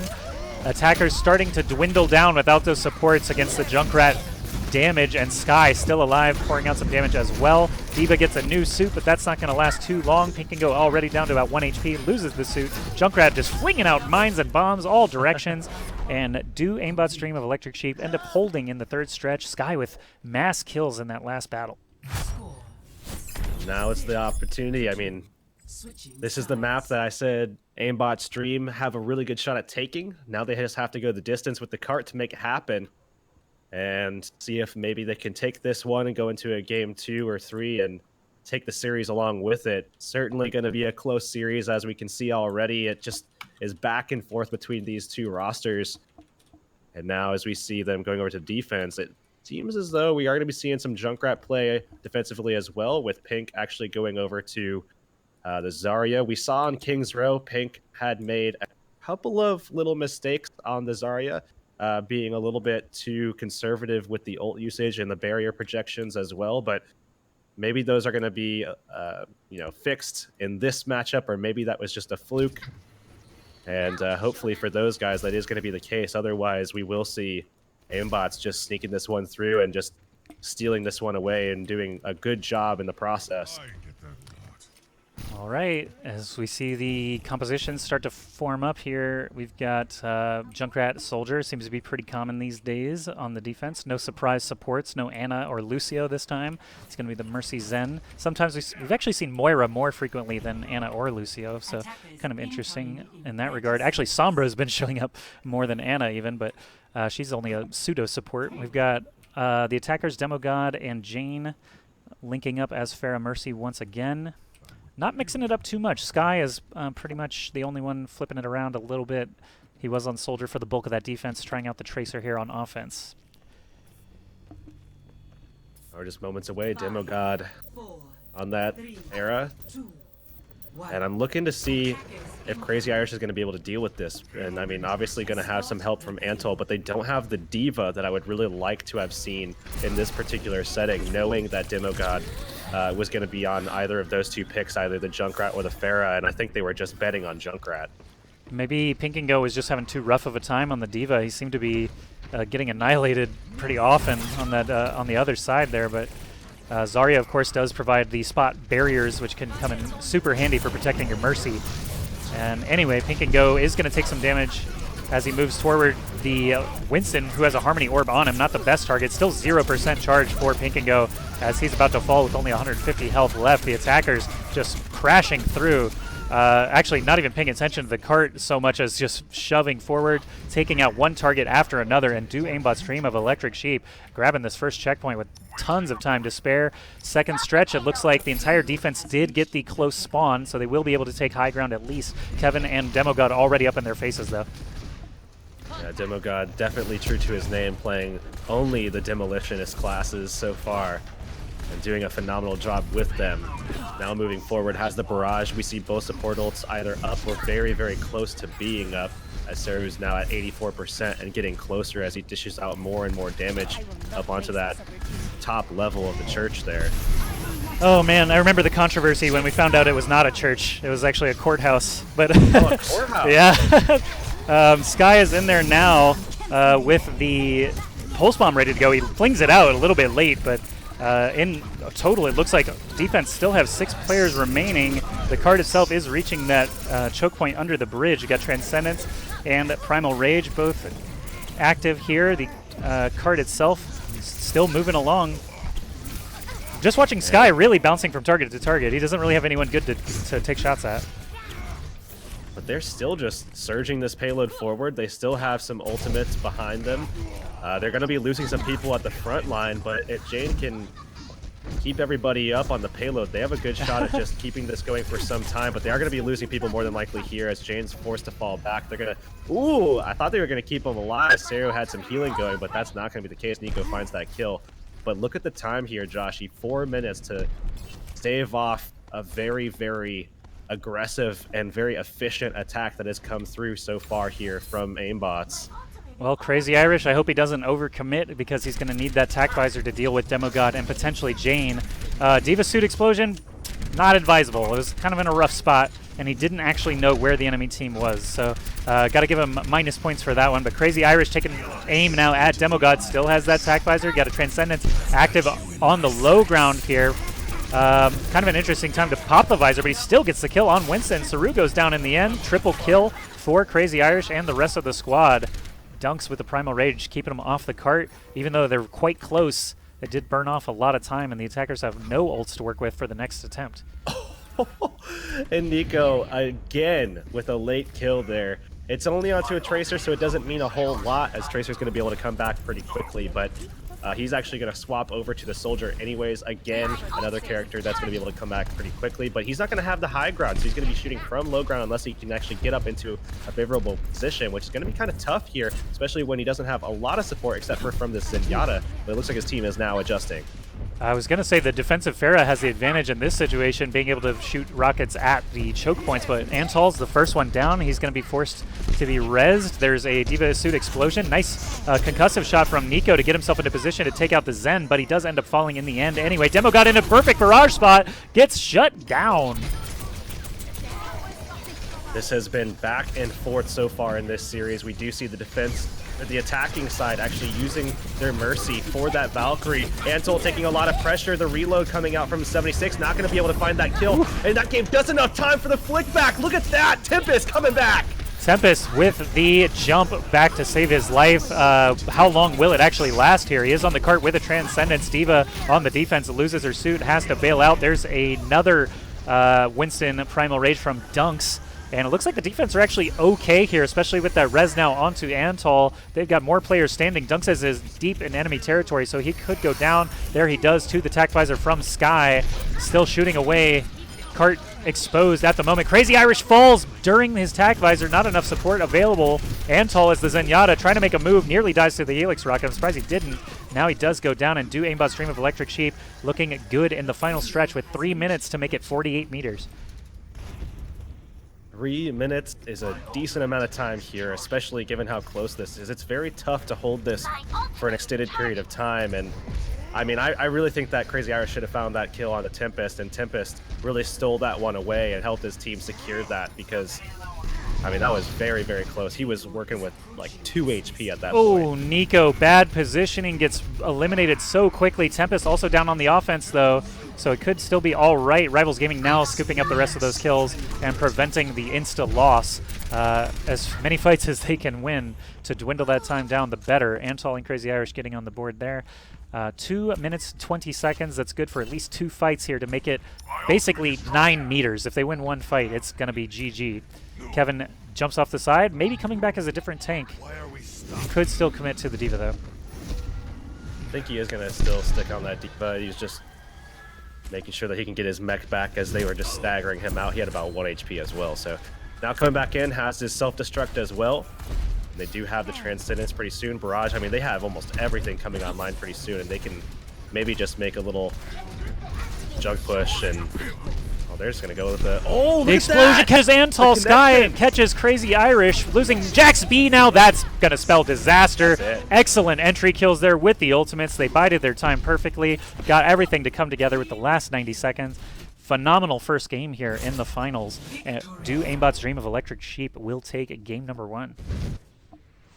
Now moving into the next map here with that advantage, that's definitely going to help them a lot because, you know, the morale of going into a map like Hanamura, you're definitely going to want that to be higher on your side because that can be a very challenging map for everybody on the team because it can go very much back and forth. And I'm not sure what to expect actually from either side. We're certainly going to see some fair play from Demogod. I mean, Junkrat is a pretty solid pick, but at certain stages of the map, I would just expect the Pharah to be a little bit stronger. Sky has already shown Genji play. We've already seen, you know, Soldier play from him, which is to be expected as well. There's a lot of different options for Sky, but Demogod being stuck to those two Demolitionist characters, as for what we've seen already at least, you know, he might be more flexible than we actually realize, but given that we know that he mostly plays Junkrat and that he plays, you know, the Pharah to accompany that, but that's pretty much it. I don't know if that's going to be enough to carry them through the rest of the series, so we'll have to see how that winds up going in Hanamura here. So Hanamura is going to be the next map. He's asking winter or default. Pretty sure default is what we should play in competitive play. Anyway, we do have a message here again from our admin letting you guys know that the giveaway is about to end. This is your last chance to enter, so make sure you do exclamation point giveaway in the chat. We're giving away an MSI gaming headset at the end of the stream. You guys have been voting for your favorite team all tournament long, and at the end of the stream, we will show those poll results. And also, I'm announcing that the winners of the fan poll, each person on that team will actually receive an MSI polo shirt and baseball cap as well. So a little consolation prize for a team that perhaps didn't make it to the finals. If you have a team that's your favorite, of course, hopefully you've cast your vote already, but this is your last chance to enter for that MSI gaming headset at the end of this series. Could be this very next game. Hopefully we'll get to see a game 3, but at the end of the tournament, we'll show the winners of the fan poll. We'll announce the winner of the MSI gaming headset, and we'll close the show. But for now, we still got at least one more game in front of us. Hanamura should be a good one here. Again, I want to thank the sponsors BestBuy.ca, Amazon.ca, and Staples.ca for bringing us this event. You can go to ca.msi.com, to check out some deals on some excellent gaming laptops and desktop machines. Let the teams know the casters are ready. Dunks on... so we swap sides again here. Dunks on Rivals Gaming gives the ready, and Sky just needs a few more seconds. So, okay, first game, Dorado. Very, very close. Only 90 seconds left in that last stretch. That could have gone either way for sure with one more fight. Who do you think really stood out the most? I think Demogod really had a good performance. I mean, Tempest is probably another one, but ultimately I think the supportive play, at least on the defensive side, is from Jane and Seru, were what enabled that to go the way of aimbots, because Jane, especially on that Mercy, was just playing so safe. And I mean, obviously enabled a little bit to some degree by Demogod and even Kevin on the Diva, but you know, you still have to make sure that you're in the right place at the right time, utilizing the Valkyrie in the best way possible to make sure that you're not putting your life in harm's way, because you need that Mercy available to be able to get that healing going, get those Valkyries up, and get those Resurrects going for your team so that you can shift momentum when necessary or maintain composure at the other times where you pull it out. I agree with everything you said there. Do Aimbot's Dream actually in tournament point now as they lead the series 1-0. This is just a best of 3 final, so Rivals Gaming need to get their act together as quick as they can here for this assault map. We saw Anubis earlier today in a different series, was quite close. It almost went to extra rounds. So I'm curious to see if it will be more of an offensive or more of a defensive struggle this time around on Hanamura. I know that Hanamura B is my... I won't say least favorite. I think I struggle the most attacking Hanamura B of all the assault maps. Just the very narrow windows that you have to get in there. Flankers have a tough time just because of the high ground defense, and it can be rough to actually finish this map. So I'm expecting defense to hold up on point B. Rivals Gaming have been doing a good job so far, and I think that they'll be able to stop them at least from finishing the map. But we'll see in just a few moments. Defensive setup is basically just a Reinhardt Zarya at the door. Nico's going to be starting out on the defensive Genji, and he hasn't been doing that. He has been swapping to Genji late in games and getting Dragon Blades, but this time he's actually going to try and ambush based on his positioning here. And we'll have to see what they make of it, but Demogod back on the Pharah and already dishing out tons of damage to Pinking. who's not on that D.Va, so they don't really have a good defense for that, especially considering Nico is actually on that Genji still just in the backline waiting for his opportunity, just biding his time. Zenyatta taking a lot of early damage there. Actually stays alive. That was pretty impressive. Saru does fall in the end, though. Sky and Tempest as well. So the defense holding pretty well here with Dunks being resurrected. The point does have a little bit of capture percentage. They need to prevent them from getting that first tick. Of course, Nico back in play now, taking out the D.Va suit, trying to find that Demo God in the sky. Eventually he falls, and it looks okay here for the defense. First minute burned off the clock. But they still got that first tick, which I think they shouldn't have been able to get away with. And Nico, what are you doing, buddy? Oh, maybe they're not good. Jackson and gave him the high five, man, and he just is letting this go. Already slipped up, almost got killed off by Saru, when really he should have been able to just 100-0 that kill out, and then now just, I don't know about this, man. Man, I didn't realize both supports actually were so far from spawn. They were exiting the spawn together at the same moment there, and Demo God and company do get the job done. Demo and Saru both on fire for their valiant effort taking point A. 6.5 minutes to take B. Now, I said that Rivals Gaming I thought could hold the full map, but 6.5 minutes is a lot of time. I mentioned the coin flip analogy earlier. They're going to get a lot of attempts to do that, to try to roll them with their ultimates here.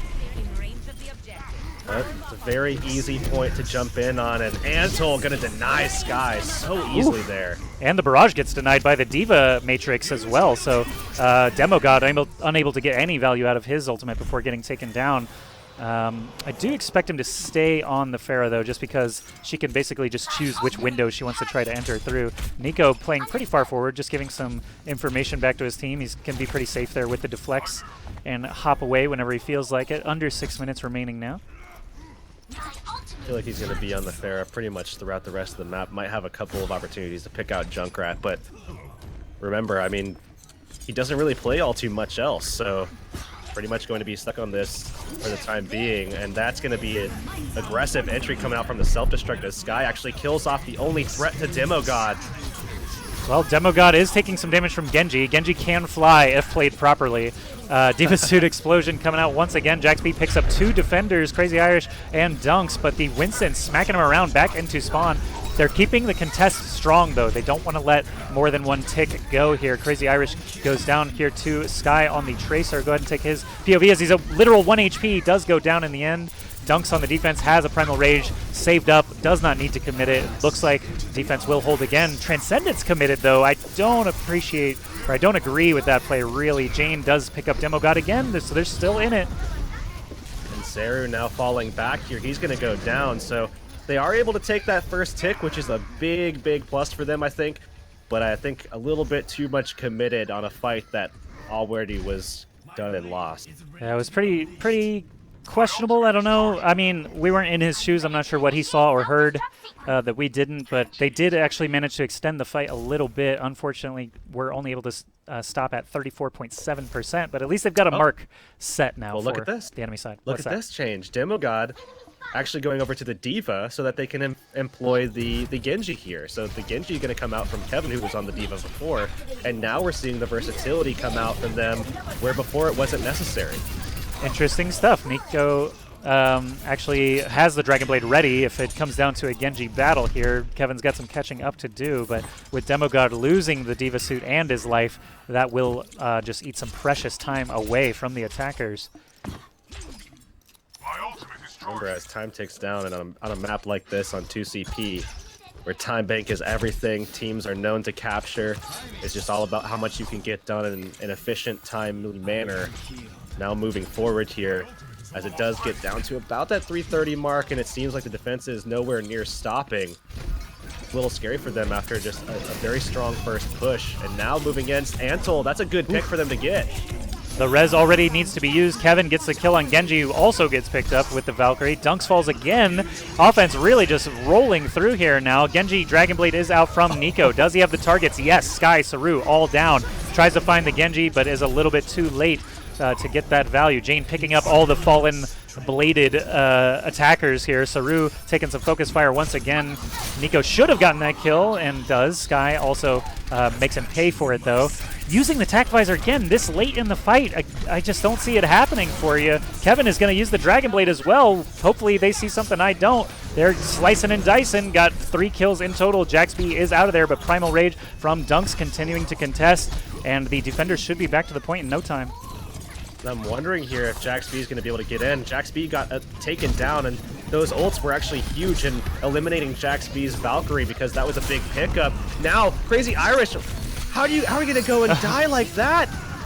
Oh, Jaxby picks up Pink and Go. Defense still here. Second tick was secured, though. And they're up to 67% now. So if every 2 minutes they get another tick, that means they're on pace to actually finish the map. That's all they got to do. 1 tick every 2.5 minutes. And they will end up finishing it. Let's see if they can get it done the final stretch here. But no ultimates across the board except for Pink and Go's Diva Suit and Saru's Transcendence. The attacking Transcendence could definitely come in handy here if it's not used at a weird time as it has in the past. Sky already up in the top right here with Winston facing down a Tracer. Will want to stay on the high ground. It's up to the defense to shake him loose. Oh, Dung's dangerously low right now, getting pressured here from the side. Now we'll be able to get back over, but doesn't have his barrier to be able to protect the rest of his team. So when we do see the attacking team push again, he has nothing to help them with. Lots of ults flying out now. This one has Kevin looking for some targets. Jaxby's right in front of him, but he used his dash and could not get the swipe. Jaxby and the Zenyatta player... Oh my god, Ansel actually getting back into spawn right now. Crazy Irish falls. The point is being contested by who knows. Just a Mercy at this point as she tries to fly out. Not able to do it. 117 will remain for extra rounds. Really, really nice stuff there, actually forcing them into the spawn. 2 supports were kind of on their lonesome and were just shoved in there by the Winston. So they do finish. They had 6.5 minutes, drained all the way down to 1 minute and 17 seconds. So still an admirable effort for the defenders, Rivals Gaming.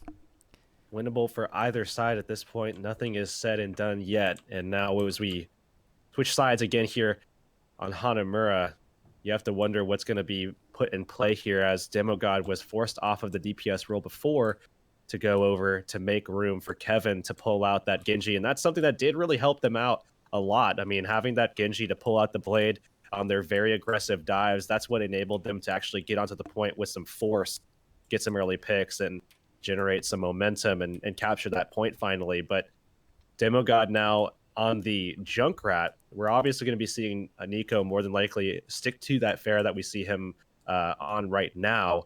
And if that's going to be the case, what is Junkrat really going to be able to accomplish? I mean, we're seeing a dive. That trap isn't really denying any of the lanes really from anyone because nobody's going to be really operating on those kind of off angles other than really kind of Crazy Irish maybe. Who could certainly just stay passive instead of aggressive, and then just completely nullify the pressure from Demogod and take him out at the mid-range where Soldier actually does have kind of an advantage. So it's going to be a little difficult. I mean, they can certainly just flood the the choke point and maybe hope for the best here, but I think Nico, Crazy Irish, the rest of these guys are going to be able to dive past that, make some plays and get in and at least get that first point, and we'll see what they can do in the second. Well, if the Junkrat was All Might, I would say don't worry about it. But Demogod, he's been doing very well on the Junkrat as well, of course. I think you're right. Spamming the choke is definitely going to be his forte. So if they happen to circumvent that, he's going to have some real issues. Nico and Jaxby, of course, using Fair Mercy again, does diminish the value of Junkrat quite a bit. Sky is going to have to be on point here with his Soldier plate to prevent them from just jumping right in there.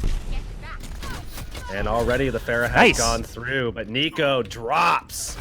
Yeah, Sky did his job perfectly there. Nico way out of range for any kind of res action. Pink and Go actually needs to back out as well with the Orb of Discord on that Diva Suit. Don't want to lose the Diva Suit and get reset in any capacity, so they're going to back out, wait for Nico to come back, and try it all again. That was a good 40 seconds, though, burned off just because Nico couldn't get into position. And look at where Sky is actually too, because that's going to be a big factor here as well. If Sky can actually generate some ult progress here and not get pressured out too much, he's going to be able to deal with Nico on this Pharah. And so far, that's been the case, but we'll have to see if Oh, that no! does find out. Nico had a clear shot at Orisa to get the kill, but hit the rocket on the ledge instead. That's a little embarrassing. Sorry, Nico, for showing that, but they're getting the kills anyway. Jaxb brings up Crazy Irish, and they're moving on to the point now. Lots of kills piling up. Whole Hog going to be employed by Kevin. No concussive shot to knock him off the ledge from Nico, so he's going to get the full value of it. Takes down Dunks. And right now, as Kevin falls, no one close by to try to contest. Point A wrapped and finished. Now moving into point B, they do have Tactical Visor and Transcendence, two very valuable ults for point B. Very, very, very valuable indeed. And they're also going to have Barrage pretty soon here. And by... Oop, Zeru? Hello? Oh, shoot. I can't pause. I don't know who the leader is. I think it's Sky? It should be Sky, yeah. And that's their team, isn't it? Yeah, that's his. Control-Shift-P is the default Nah, for it pause. should be Control-Shift minus, if I'm not mistaken. Control-Shift-Plus? No, it should be Oh, you're right. Control-Shift. No, But I it is think- it is Sky. it's the guy who's the captain. Oh no, this is dreadful. It's their team that He has got it, finally. the leader. It's nothing but on Sky at the moment. So that's unfortunate for them. Yeah, it's unfortunate. We can just assume, you can just pretend that Saru got picked early, right? And then it's not, maybe not so bad, but he's And going to lose his lost all of his ult Transcendence. charge as Oh, well, yeah. The disconnect, give casters that so it doesn't happen again. But, I mean, it's too late. Like, there's no recourse for that. We're just going to have to wait for the reconnect. Unfortunately, but defense did actually generate some ult charge there as well in the meantime on the transition from A to B, and Nico very, very close to the barrage as well. Dang. Well, that's a bummer, but at least, you know, fortunately this is actually a point in the game where no, I can't even say that because this is actually a big momentum swing if they have that Transcendence available. Gosh. Yeah. Hopefully Saru really makes it back. It's really unfortunate too because I mean, if this was a situation where it was on the other side, it took forever, you know, that might be a thing where it's like, man, you know, I don't know about that. That becomes a little bit of a gray area in terms of what to do in that situation. But it was their team that was having the trouble getting the pause out. So that's definitely, I mean, there's nothing we can do about that. So it looks like he is logged back in, as I'm sure you guys can see on chat. So he is coming back and jumping back into the game. But again, not going to have that ult charge. They are going to be delayed a little bit in terms of getting him back into position. So he is going to be diveable when he does come back in, and that could be exploited. I don't think it will be. I don't think they're in position to do that initially, and the tanks can easily just return onto that, and then jumping back in over a Junkrat, that's going to be a big issue as well, especially with Reptire so close. So I don't think that they're going to be able to exploit anything here other than the fact that Sarah just doesn't have that ult charge. Man, yeah, that's a whole Transcendence just flushed, unfortunately. Yeah. But as he returns to battle, I mean, they're looking at point B with fresh eyes here. They really haven't even gone through the doorway yet, although there was a lot of time burned off while Saru was out there. Jaxb eats a Helix rocket to kick things off anyway, so they would have potentially been without their Mercy. That's kind of rough, but Saru is back in action now. They're going to have to wait for Jax, of course, before picking their entry angle here. And this is given just enough time now for the defense to at least get some ultimates back up. So now that they have gotten those picks, Sky has now gotten himself up. Oh, down to 6 HP. They find the kill. Dunks with a great entry. The tire didn't get anything done, but the kill on Sky certainly should give them some value. Lots of ultimates flying now. As Sky is out of the fight, there's a Transcendence, a Barrage, everything happening right here in the choke. Nico grabs 3 kills for his efforts, Jane among them. That's a huge opportunity. Now neither Mercy is in play. The point itself is already almost up to a second tick. Should be able to secure it as D.Va has to fly off the point to delay. Kevin pops his suit to get a new one back, but here comes Jane with the Valkyrie ultimate to try and bring people back into play. They're going to continue to contest. Nico, Antal, and Dunks all down now, and it looks like defense will end up hanging on. And this is something we haven't seen either. Demogod on the Tracer and actually doing quite well and sweeping things up there for his team. And they weren't able to even to get that second tick. It was pretty close there, but didn't secure it. And because of that, now they're going to have to fight back through an extra tick that they were very close to getting initially there. Checking out Crazy Irish now, trying to generate another tactical visor. Jax B very close to a Valkyrie, while Jane has just used his. Could be a nice opportunity. Demogod over on the Tracer, waiting with that Pulse Bomb. Could actually blink behind them and try to get some value. Oh, right onto Zenyatta. Sticks the Soldier. Crazy Irish removed from the fight. Will Mercy actually choose to bring him back up? Right now, they're so deep into enemy territory. I don't know if you won't have time, actually, to pick up Crazy Irish. Pops the Valkyrie Transcendence at the same time. So this is their best opportunity with those support ults to push onto the point. The tanks are actually nowhere near the supports, though. They're hanging out on the bridge. Dunks uses the Primal Rage to keep himself healthy. And the point, again, is open. Saru has to use Transcendence to get back in there, keep that tick from going up. Demogod on the Tracer, doing a good job bouncing around, but Pink and Go finds him. Another barrage right in the face of Kevin. Gets eaten up by the defensive matrix. Suit gets popped. Kevin goes down. Saru on his lonesome falls as well. Sky pops the tac visor in a moment of desperation. Jane comes back with the res onto Kevin, who will get a new suit. No, he doesn't get this suit. He gets killed before he can even do it. We've got Primal Rage as the last ditch, falling flat. Demogod returns as Tracer and dies. 3 minutes 16 seconds, 4 extra rounds. Excellent round. Excellent battle there for Nico and company. I think Nico got something like 8 kills in that final fight.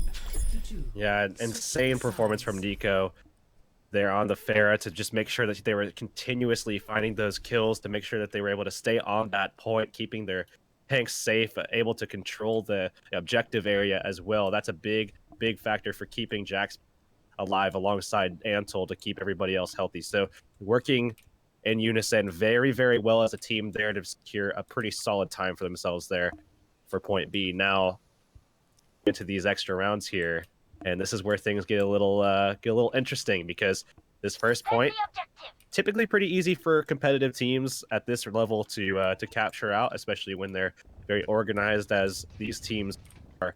That second objective, a little difficult, so we'll have to see what they can get there. We'll have to see if even this first team here with 117, not a lot of time to work with, if they can even get in there and capture out the first point, or if, you know, maybe it comes down to capture progress. I just want to point out they broke almost every single arcade machine in here. No respect for video games from either side. It's a little disheartening to see, but in 10 seconds we'll see a new phase here for Sky and company. Do Aimbot's dream of Electric Sheep, trying to put this game away, trying to put the entire tournament away in first place. They only have a minute 17 to take it, so if one fight falls flat, they could be in dire straits. Demogod trying to find those rockets through the window there. Orisa on the point, though, protecting all the squishies in the back. Now Demogod trying to get himself into position. Going to have to take a little aerial fight against Nico. Landed the first shot, but has to get more here if he wants to win the duel. Yeah, it takes 3 rockets against Pharah back-to-back with that Mercy tail, so one not going to get the job done. Pink and Go getting a couple of kills there against the tanks of the attacking team, definitely buying them a ton of time. Now they're down to about 40 seconds. It's going to be all or nothing here on this next attempt. No ultimates generated on either side. Then Orisa's going to block out a lot of that pressure. Don't expect to see bongos, but definitely a lot of good barrier usage here from Dunks is going to be able to save them and secure them. Good hold here on defense, but now Demogod getting behind it. Still taking a lot of pressure, though. They have to hold that left side. Yeah, Demogod over here with Mercy is definitely the side that they need to pay attention to. As Winston leaps further in, he actually just gets annihilated by Antol's Discord Orb and all that incoming fire. 6 seconds to go as Demogod falls as well. It's going to be all on Jane to pick a res target. With only 2 seconds left, they're contesting on the point. Kevin loses his suit and life. Transcendence here from the defense. Tac Visor as well allows Rivals Gaming to hold completely. Now it looks like with 3:16 on the clock, very, very good opportunity. They only need 33% to be able to win this one out. It does go to a capture progress type game, and I mean 117. That is a tough time to capture the point in. So nothing to take away there, but 3:16, a little bit more to work with here, and I think that they should be in a good spot here to take this. Although I don't know, holding on first point when you know everything is on the line. Sometimes miracles happen. Sometimes they can hold. If you've seen the movie 300, I mean, impossible odds. Sometimes work out. We'll see now. 3 minutes and 16 seconds. Not a ton of time, but actually pretty close to what you would normally get anyway with 4 minutes.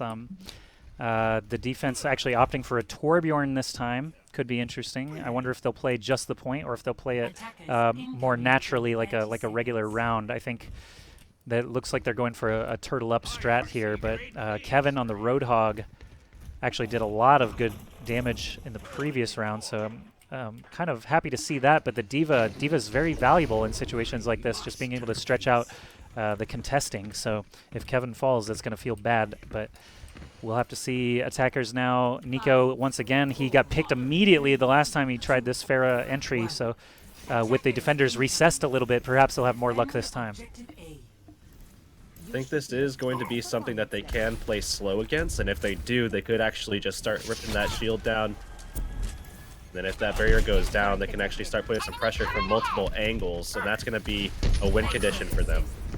Nico takes some free shots, does not get picked immediately. This time actually sees the Torb turret. That's a great pickoff immediately just to reduce that damage. Now taking shots at Torb himself. Sky on the back line. Amazing! Alley-oop rockets to take out Sky.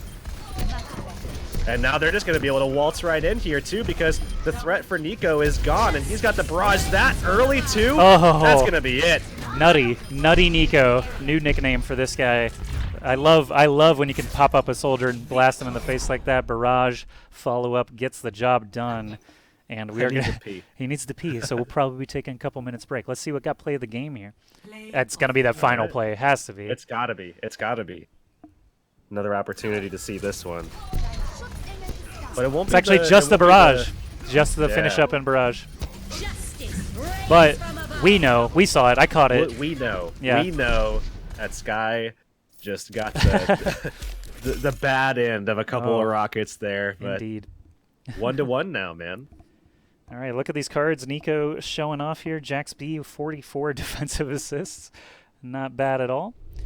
And we will be heading to a Game 3 for this series. This will be our first Game 3. Actually, yesterday we're all BO1s. Today we're all 2-0s. So our first Game 3 in the finals. What better place to have it between these two teams? Do Aimbot's Dream of Electric Sheep and Rivals Gaming. These guys are playing very impressively. So we'll give them just a couple of minutes to use the restroom here. Well, we'll just remind you guys what you're watching here. This is MSI Canada Dragon Cup 5. Thank you so much for watching, everybody. If you click through the Twitch front page, just press 1 in the chat so we can get an idea. If you were here yesterday, press 2 in the chat so we know that you're returning for these great games. Looks like Ilios is going to be our final map. Winner take all, no chance for a draw. I like it. Yeah, so circling back to the first map that we actually had yesterday in the group stages, too. So just a nice little way to come back around and finish it up and tie the bow on it in a nice way, I think. So Ilios, a pretty interesting map. Certainly going to be seeing some Pharah play from Demo God, at least on something like Well if we wind up seeing it. So I think that's going to be the case. So I think for Rivals Gaming, this is going to be a tough matchup. I mean, if they're looking for a game number 3 on any of these, I think maybe Nepal would have been maybe the go-to, but even that would have been a toss-up because Demogod on Sanctum could have brought either one of those characters, either the Pharah or the Junkrat, which would have been really solid. And then on any of the other maps, you can still find Pharah to be quite viable, especially on Village. So I don't know. I mean, going over to a map like King of the Hill or a map type like King of the Hill, it's going to be tough for them to pull this one out, I think, because Demogod has just shown himself as so very proficient. But Nico, obviously a little on fire right now, I would have to say. So we'll have to see if he's going to be able to get his team rallied behind him. Crazy Irish actually having a good performance, and Pink Ingo with a couple of mistakes so far throughout the tournament, but has really kind of showed up in the finals. And I think that they're going to be able to close this one out. Rivals Gaming in a very close one. It might even be a 2-1 thing in Ilios as well for this best of 3 to just close it out as a 2-1 for Rivals Gaming. That's my prediction, at least. All right, so still sticking with Rivals. Definitely, I think Demogod for sure is hitting his stride now with that final round, and really not too much negative to say about anyone on either of these teams. I think Jax B did a phenomenal job again as Mercy. That's interesting, actually. I just realized Do Aimbot's Dream of Electric Sheep actually lost Saru at one point in that map. And do we think that cost them the game in the end? I don't know, because it's tough to say because they didn't actually lose the point for a couple of minutes there. So I don't know. It's really hard to say because when you really look at it, they were staved off initially. Sky got a great pick, actually, to start things off onto Jack's B so that they were waiting for their mercy, and then he had extra time. By the time they actually pushed in, he had already thrown a Transcendence out and then was already working towards his next one. So I don't know. I don't think it really had too much of an effect. It maybe was a little bit of a lowered morale for their team in general, just because of the fact that, they're looking to Sky to be like, hey, you got to make this happen, make the pause, and he just didn't have it. So maybe like some communications after that, but I don't know. Just in terms of the DC, I don't think it really had much of an effect. Okay, I know it's such a momentum killer when you just took A, you're about to go to B, and then it's like, oh, we just wasted 30 seconds. Rip. But at this point, Ilios, anyone's game. Hopefully it doesn't happen again. I'll go ahead and ask the chat this time to pick their winners.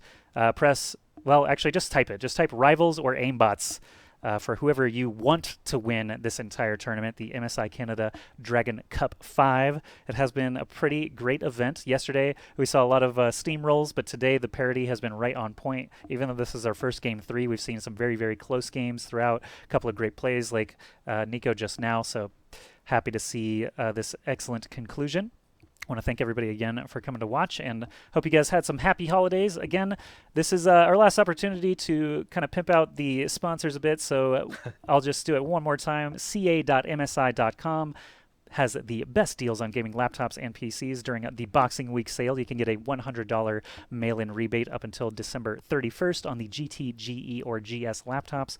Of course, you can also check out Amazon.ca, BestBuy.ca, or Staples.ca to check out all those deals as well. But Sky is back. It looks like we are ready to battle here on Ilios. I'm excited. How about you, Erix? Oh, I'm pumped, man, because Ilios, like I said before, it's going to be a very, very interesting map to get into. We already know kind of what to expect from both of these teams. Certainly some fair play. And starting off, I'm very curious to see what kind of maps we're going to be drawing, because obviously with a best-of-3 scenario, that's a huge factor. And look at this.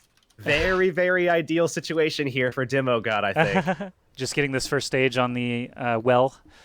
I think fair is good on all the Ilios points, if I'm honest, except maybe the Ruins. It's a little bit too wide open sometimes. Ruins is a little, I think that's going to be the map that if it does actually wind up being pulled for second, then I think I'd be a little bit worried for aimbots here, and that's, I think, a reason why I thought that was going to be the case. Although, you can still get away with Junkrat on that map, so he still has some options. It's still going to be a very, very tough game for both of these teams. Like I said before, I think Rivals is going to take it, but it's still going to be really close, I think. And Demo God being on this Pharah is a huge, huge threat.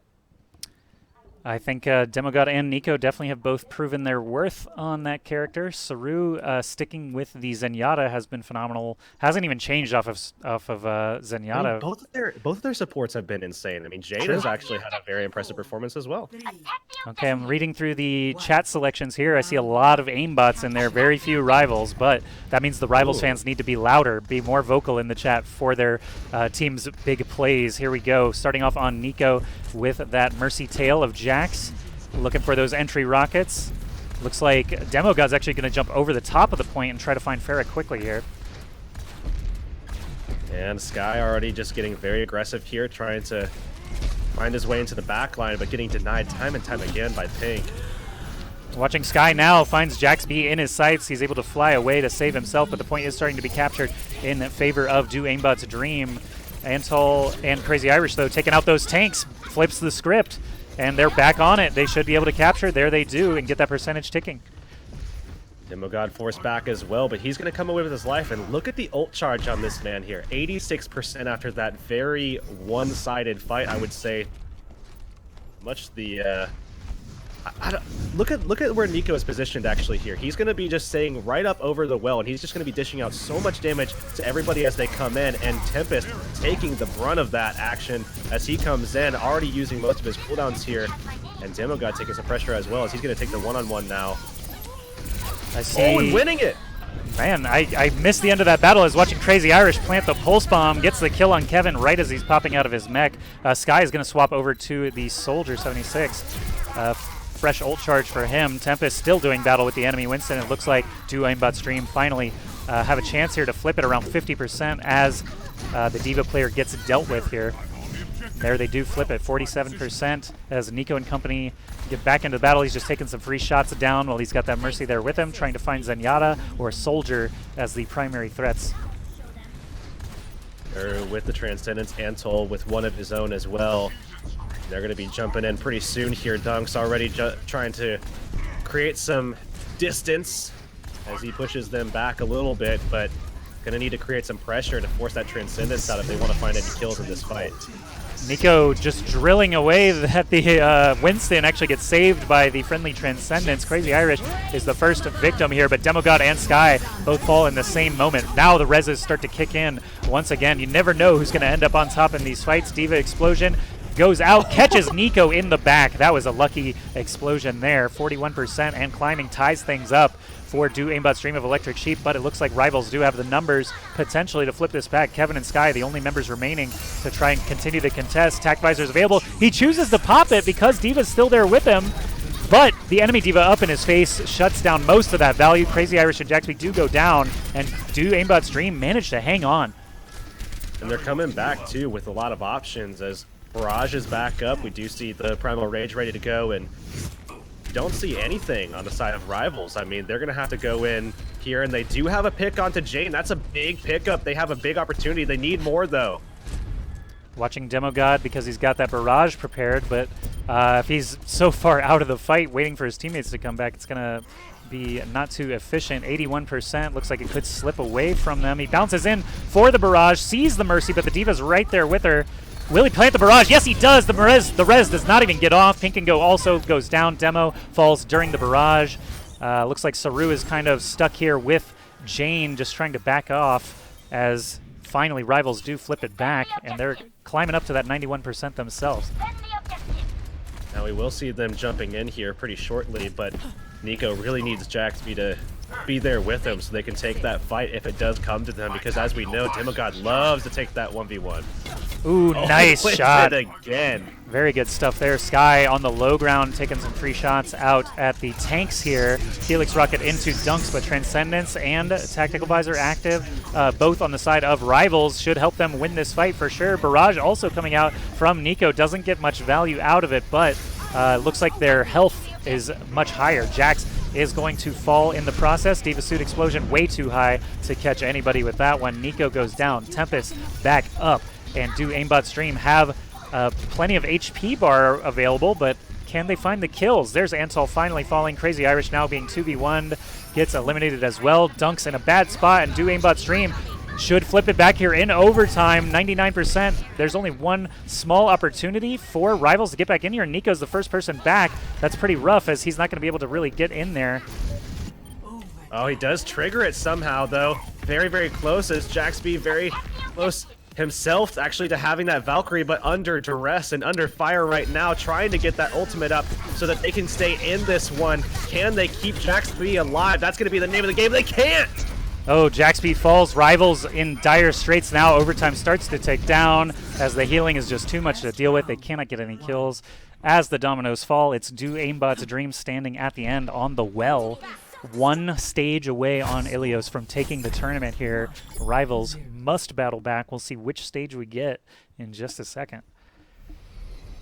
Well, it is going to be Lighthouse here, so definitely expecting some Tracer play from Crazy Irish. Oh, beat me to it.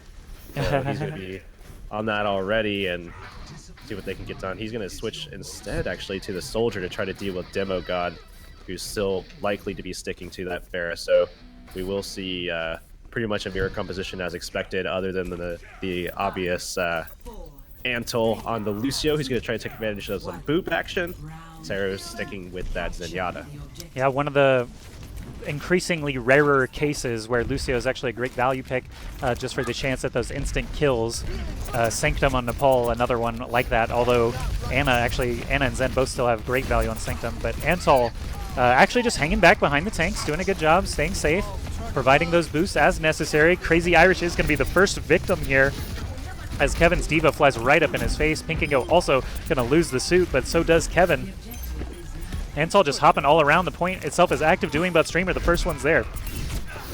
They're going to be able to take this here, and that's very bad news here as they're already down 1-0 right now, and Crazy Irish, who died off very quickly, they weren't able to return fire and get something done when, that was really kind of an overextension, I would say, from Tempest and Kevin, but they just got away with it, especially Tempest, who, obviously didn't have to worry about losing his mech, so he got away with his whole life.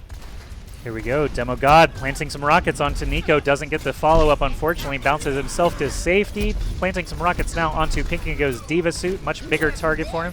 Diva Suit explosion might catch him. It does actually not matter because Crazy Irish killed him anyway. Antol on the point now, trying to get this Winston out of his face. Does help finish that kill off, and they flip it back. Nice action here. 33% is all that Do Aimbot Stream are able to accomplish. And now Crazy Irish going to be able to get some high ground as well, with the rest of his tanks very far forward and taking advantage of the fact that they can just be aggressive on their opposing side's high ground as well. Giving a little bit of an advantage to Crazy Irish, but he's going to fall down anyways, so he's not going to be able to, with that concussive blast, take advantage of that at all. Well, Do Aimbot Stream do have the high ground advantage here. Kevin actually has Nico cornered, so removing Pharah from the fight is a great start, but Demogod also gets removed via being killed off. Diva Boop off the ledge, can't quite connect as Crazy Irish plants his feet there with the tactical visor. Jaxby popping the Valkyrie now. Jane also with the Valkyrie. Demogod uses the barrage, finds Diva, who gets picked right back up. All the combat map is going crazy here. Nico, great barrage there right in the face of Jane Saru. Demogod all going down in the end, and Rivals Gaming should hang on here, get that percentage up to about 70-75% by the time Do Aimbot Stream can get back in here. A great turn there from Jaxby and Nico. I mean, Nico obviously with a huge amount of pressure coming up from the barrage, but it was Jaxby who kept everybody up and alive and brought Crazy Irish back in there as well for some extra damage throughput. So that Mercy play there, obviously showing why Mercy is just so strong in this current meta. Sky is off of the Soldier onto the Tracer, gets a quick killing blow there onto Antol with the help from Tempest.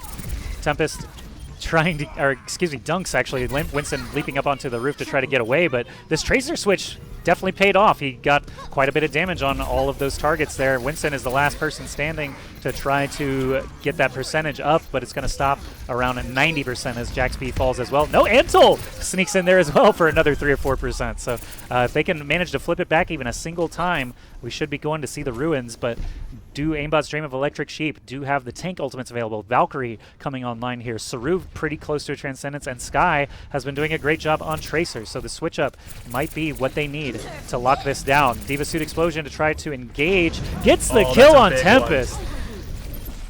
Now they need to look for the Mercy, but they don't even try to look for it, as she actually just gets the free res. That's a big res to get in this this matchup here. Crazy Irish goes down during the tactical visor to Sky's Tracer. Barrage from Demogod also falls in the process, but gets a Lucio for his effort. Demo is going to get picked right back up. Pinkingo falls up the side. He does have his flight available to save himself. Nico and Jaxby both down now. I think this is going to get flipped. I don't know, it's very close, and it is going to be flipped back now. Tempest fell, but they didn't follow up with the Mercy kill. That would have been free. All you had to do was just camp that one out, and they didn't. So now they're going to go back in. They have the sound barrier available, but it's going to be still very tough to just snatch this away. Full of options here to go in with. Valkyrie pretty close as well, so definitely possible here for them. All right, now the question is, sound barrier to engage or to counter an ult? It looks like he's going to use it right away. Diva Suit Explosion from Pinkingo does not get anything. Crazy Irish running through to the point now after being harassed by Tracer, trying to actually slow up, maybe try to take a duel situation here. Crazy Irish not in good shape. Sky does get the killing blow. Now looking for Tracer. Nico goes down as well. Antol all by himself here. We're at 99-99, but overtime is ticking down. There's only a baby Diva and a Lucio.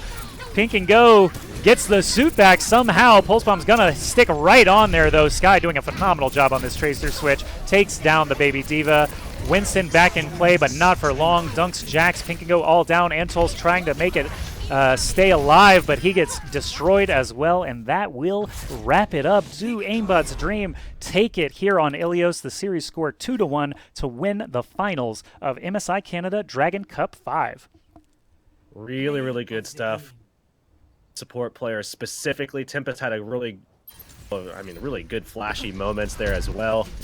While we did see Nico have a couple of plays, and then, you know, the rest of these guys from Rivals were very, very solid. It just wasn't even, I mean, they were just really struggling to keep up. I think throughout this entire series with, I mean, Saro, Jane especially, Sky had a couple of moments, like I said, Tempest, Demo God, they even knew what Demo God was going to play throughout this entire set, and they still really had a tough time dealing with him. Even with Nico having a couple of pop-off moments, it just wasn't enough. Demo God, definitely a really stellar performance for him.